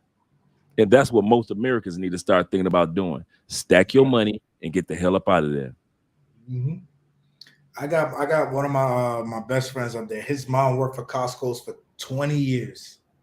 As soon as she retired, went off to the Dominican Republic, bought her 2 properties, and that's Come on now. That's it. Yep. Couldn't tell mom nothing.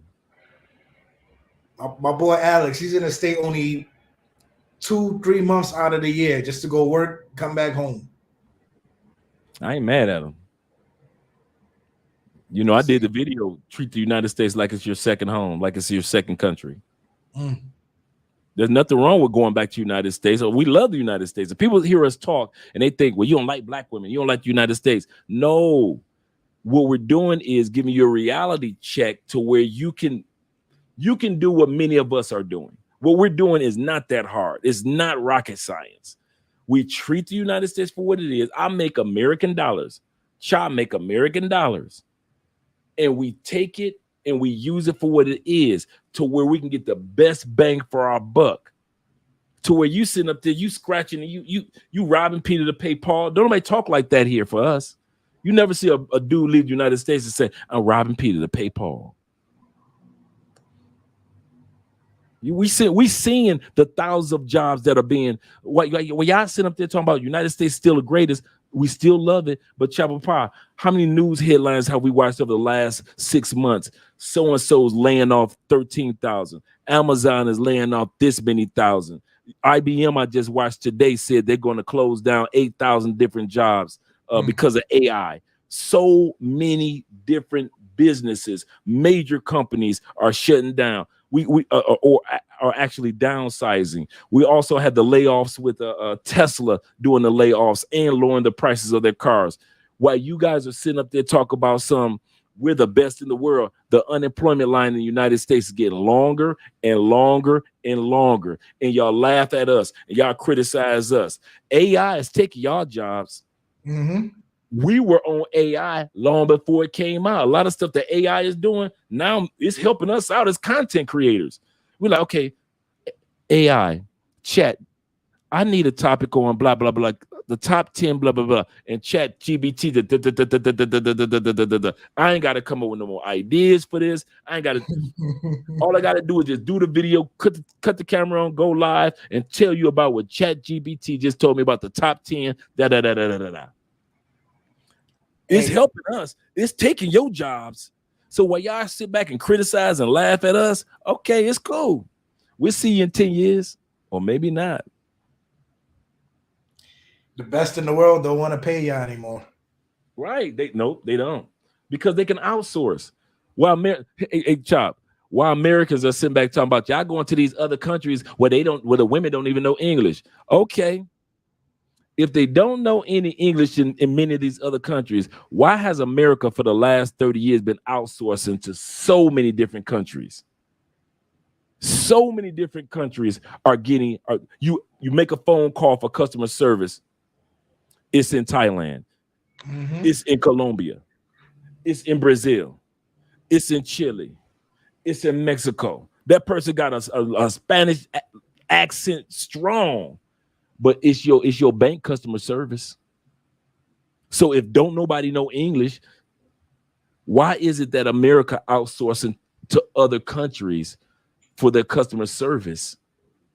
Because other countries still have a nice pocket of growing English speakers. But let you average Americans say something, y'all think don't nobody know English but us. Y'all think England don't know English. Y'all think Canada don't know English. Let y'all tell it. Let y'all tell it. Australia don't know English. New Zealand don't know English. Only America knows English. Okay, y'all keep on thinking like that. The world is changing, and y'all keep criticizing us who are part of that change and trying to give y'all the heads up. Okay, keep laughing at us. And we're talking about you dudes that also we're talking to you dudes that visit other countries and think you're doing something. Some of you guys have visited countries 4, 5, 6, 7, 8, 10 years, and you ain't bought no plot of land. You ain't bought just a piece of land is next to nothing in many countries. You ain't bought a plot of land. You ain't bought an apartment, a condo, but you've been to Cartagena 17 times in the last 17 years. So we talking to you dudes too. You got to start thinking like globalist people, because if you don't worry about it. This global think for you. And the way they're doing it, they're outsourcing. They're letting technology take over. The same thing, same way they did in the 70s and 80s, Chop, when everybody thought that the auto industry will always be hands-on and there'll never be robots to do what men do with their hands. And then what happened? Technology came and they had the robots that could move just like a man could move and grab that car door and put that car door on there just like a human can do. But we thought before the 70s, nobody could replace the job, the hands of what a man could do. And not have to take and then the 80s and 90s hit, all those dudes lost jobs. All those women lost jobs because robots could do exactly, if not faster, what a human could do. And that's the same thing that's happening with technology and AI right now. A lot of you dudes are about to lose your jobs permanently. And so while you laughing at us, you need to start getting on your square and start checking us out and doing these consultations with us to find out, okay, what steps I need to take to look out for me and my family in the future. One more thing in conversations. Drake, take care of this question. I need to change my battery camera out real quick. Okay. Much respect to the show. Is it fair to say that Brazil and Colombia have a stronger dating scene than the United States? I don't know about Brazil, but I can tell you about Colombia. Colombians don't date. I'm gonna let that sink in for a second.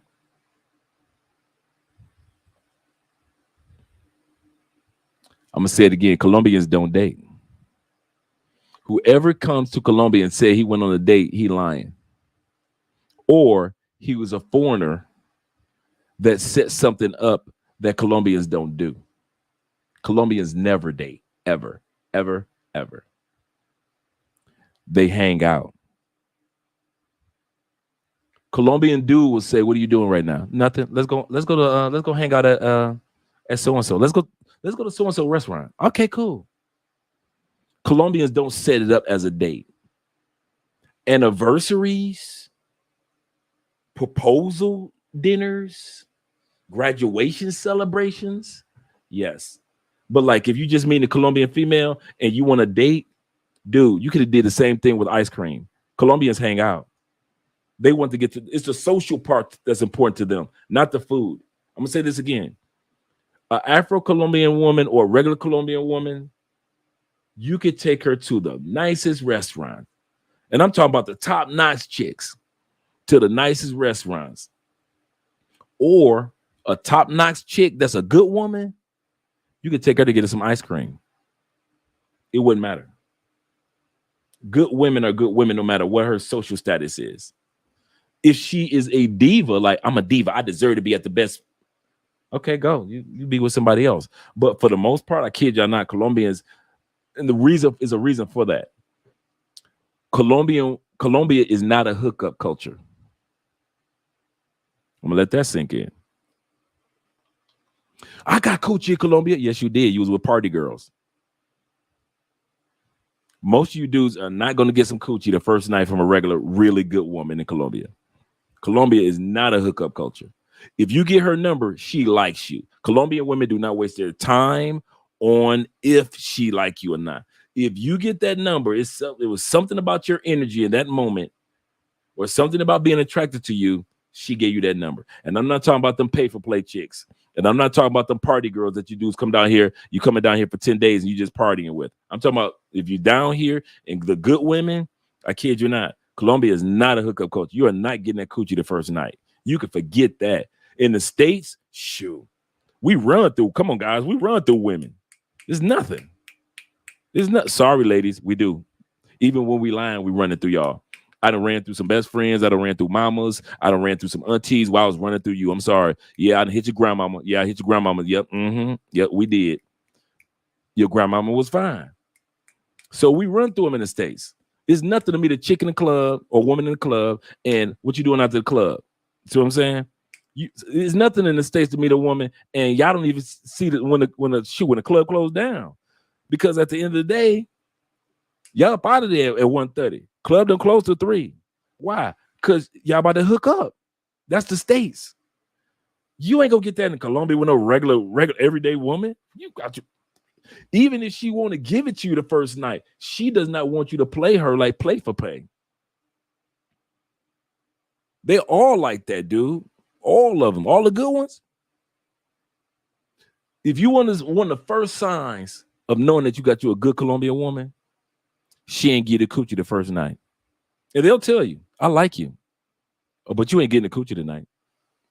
You might get it tomorrow night, but you ain't getting it tonight.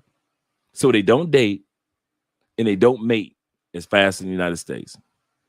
So it is a stronger scene of if she likes you, she likes you. So that's the cool part about it. If she's into you, Colombian women do not waste what we consider dating time. There is no, ooh, I'm going to go out with, like in the United States, statistics show over 30% of all dates are just women go out for the meal because you're about to take her to the best lobster spot or whatever it may be. But at the end of the day, in Colombia, if she goes out with you, there's something about you that she's like, I like him. But you ain't getting it the first night. That's not happening. It is not a hookup culture. I don't know I don't know why we assume that globally every country is a hookup country. No, every country is not like the United States. He said that it's stronger than the United States. So when it comes to being interested in you as a person, yes, it's strong in the United States. Because a woman in the United States will lie to you. Dude, brothers, y'all know I'm always telling us the true stories. If you knew how much after your date sex that I was getting in the United States, what do I mean? If you knew how many females I was running through that you had just finished buying a $300 dinner for, she barely gave you a kiss or a kiss on the cheek. Bruh, she ain't even make it up her stairs before she was texting me. She was waiting for you to pull off so she could jump in her car and drive over to my spot. Plenty of dudes. Do you know how many times she told you she was taking that dessert home? She brought that dessert to my house so I could smear it on her body, dog. So I could smear it on her body and lick it off.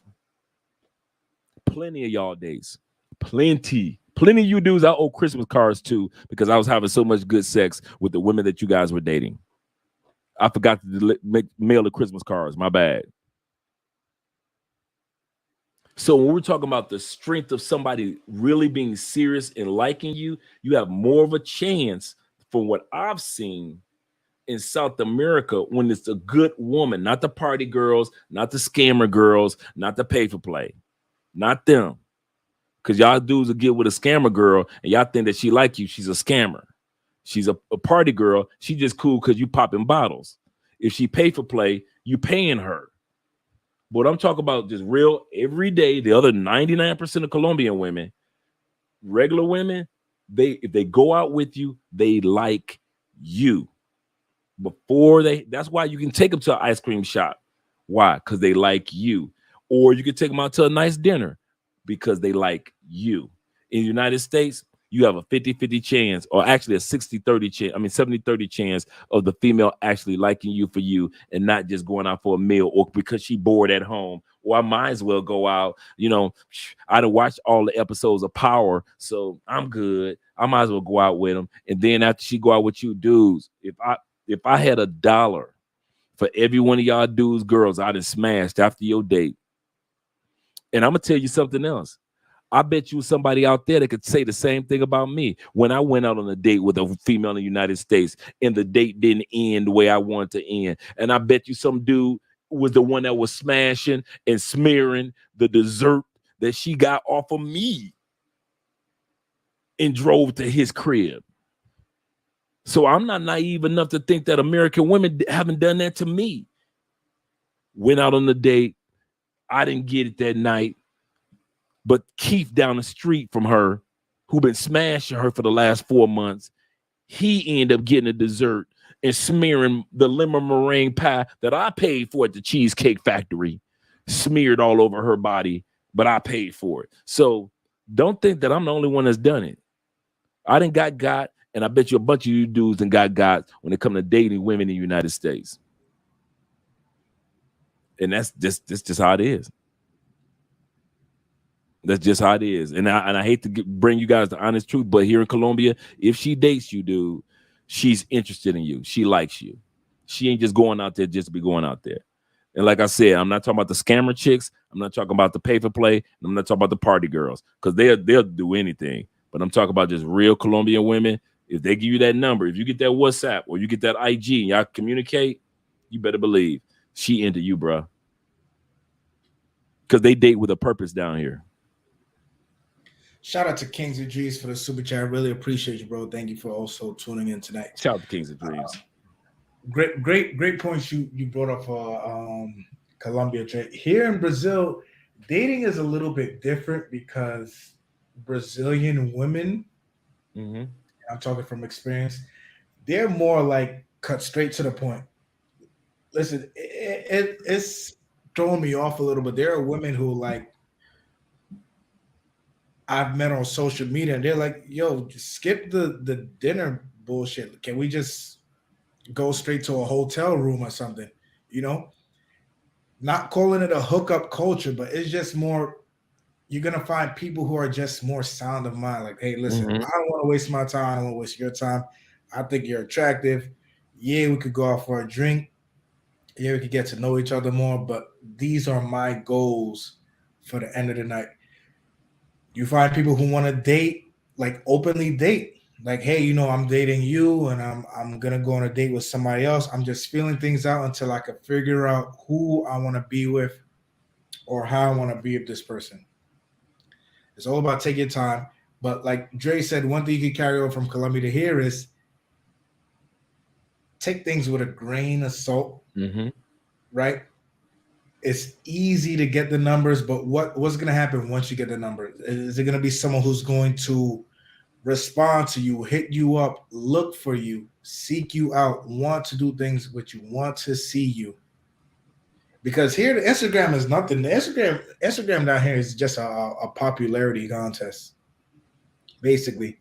So getting a girl's Instagram doesn't mean anything, right?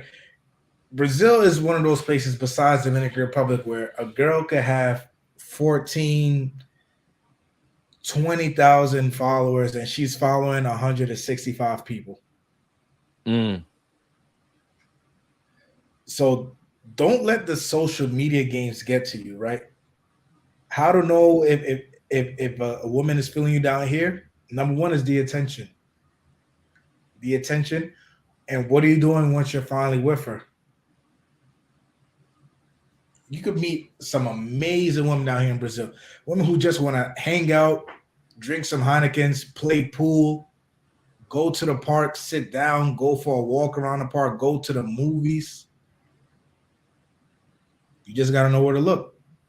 Mm-hmm. I think in countries like these, if whatever you're looking for, you could find. You want to find the sketchy, like Dre said, the sketchy scammer girl who's maybe a pay for play, maybe not, but she look good and her inbox is jumping. You're going to find that. It's going to jump out to you. The flags will be there. You're going to find the regular office girl. She wakes up at 6 a.m. to get to work at 8. Homebody sometimes, or likes to go out for a beer Friday night after work. That's another thing here in Brazilian countries. They love their alcohol. You can't tell Brazilians don't drink after work.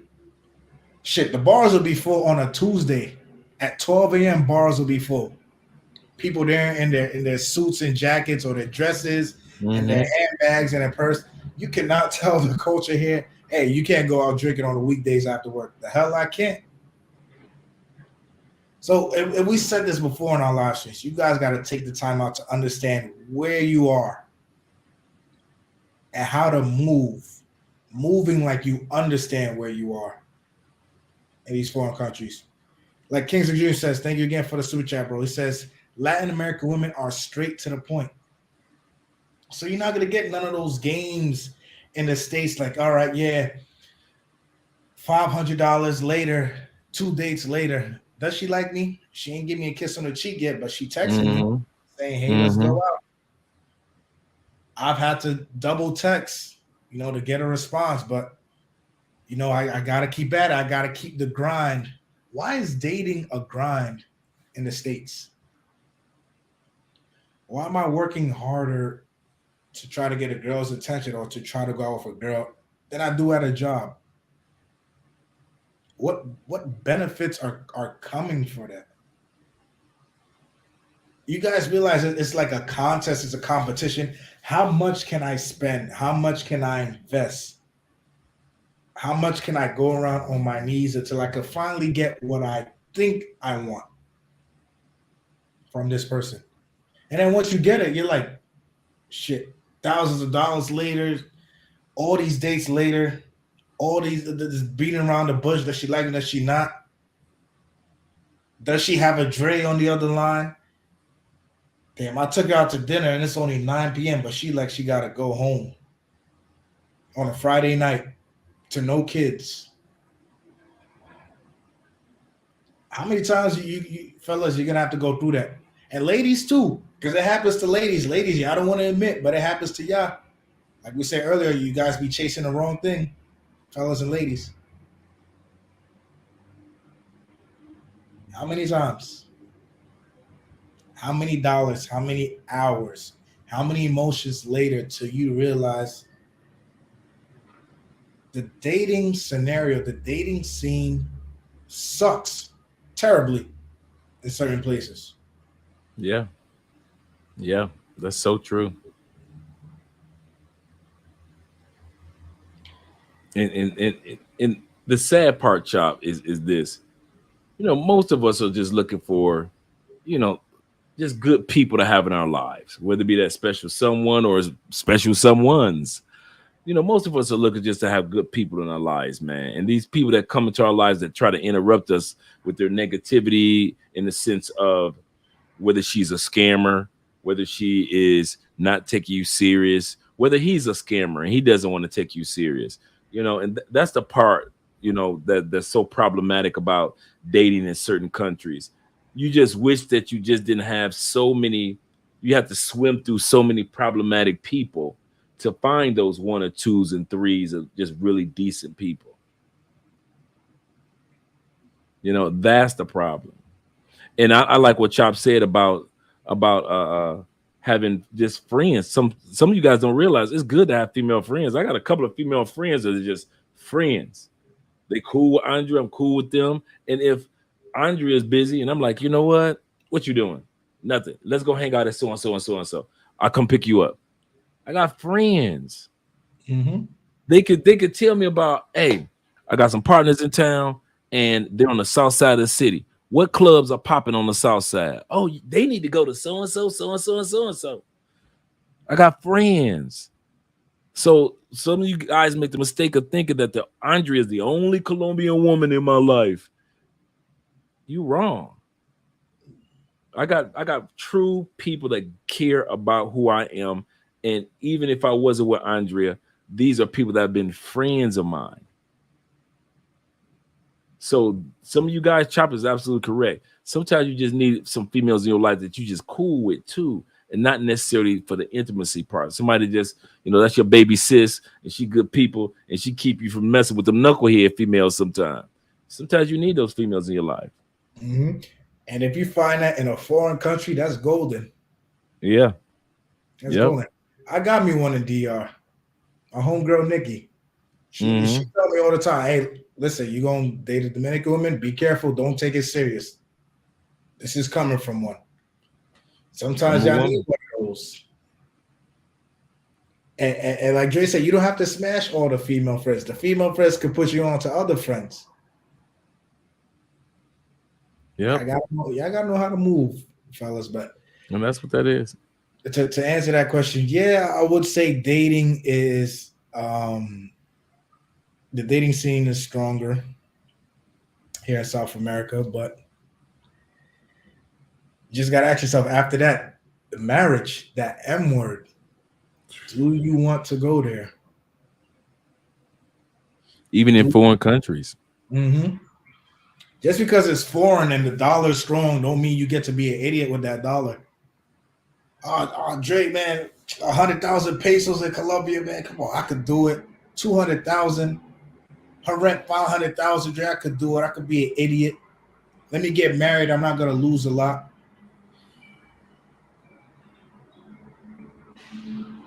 Remember, you lose whatever you acquire within that marriage, and then you're mad.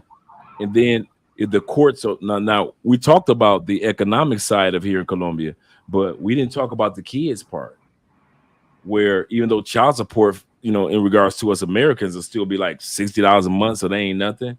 But at the end of the day, if you got a knucklehead baby mama in Colombia, bruh, it's just like in the States. Mm-hmm. It's gonna be hard to raise that boy with his mama acting like that. That's the part y'all gotta consider.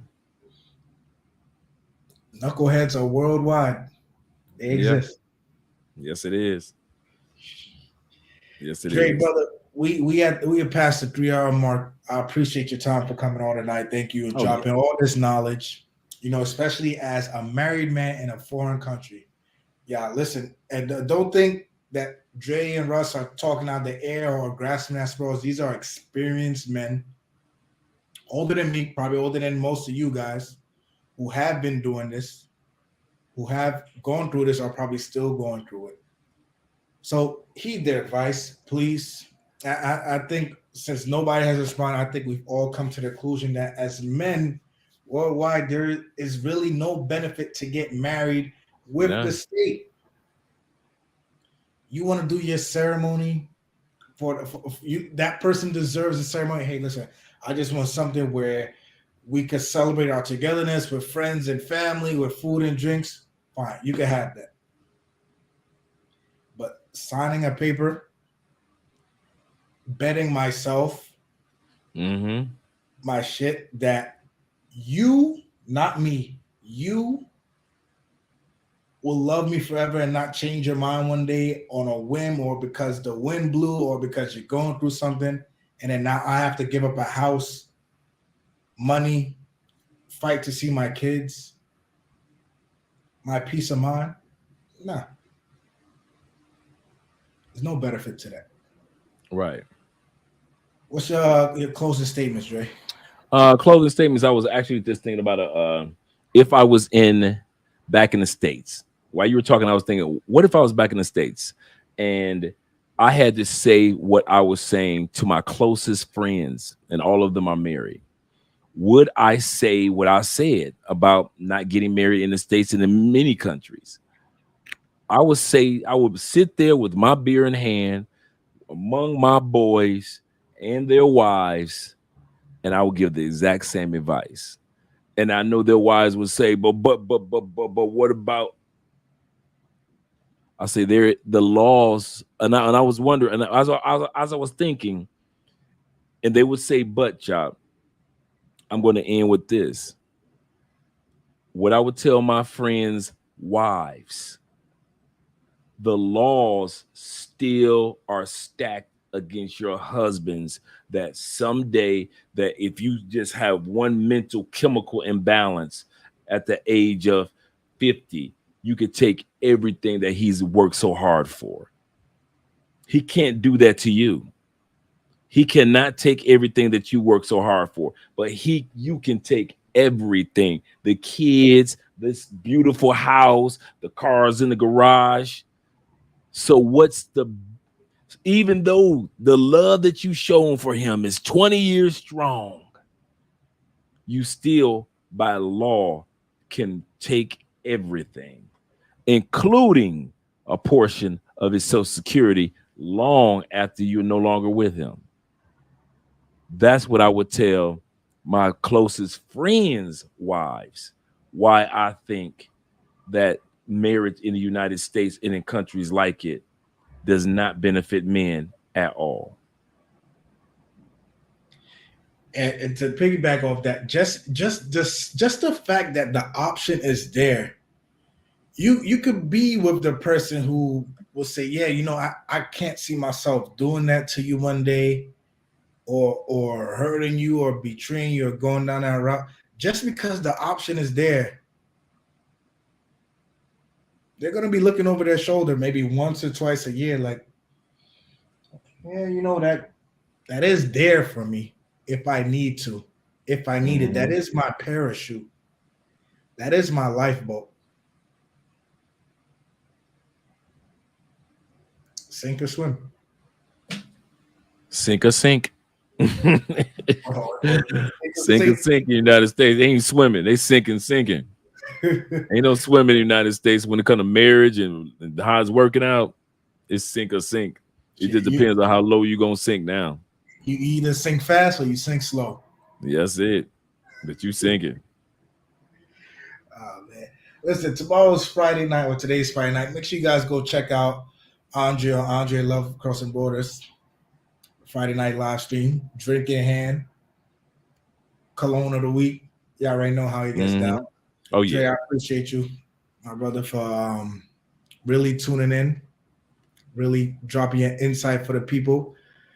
Great having you up on ChapapatV as always. As always, you know how we do. All you guys, make sure you guys like the channel. Go subscribe to the other content creators who are on the stream. Kings and Dreams, Taylormade Dream, Love Crossing Borders, TV. I am ChapapatV. And y'all know how we end the show. A little fancy. We're going to enlighten y'all.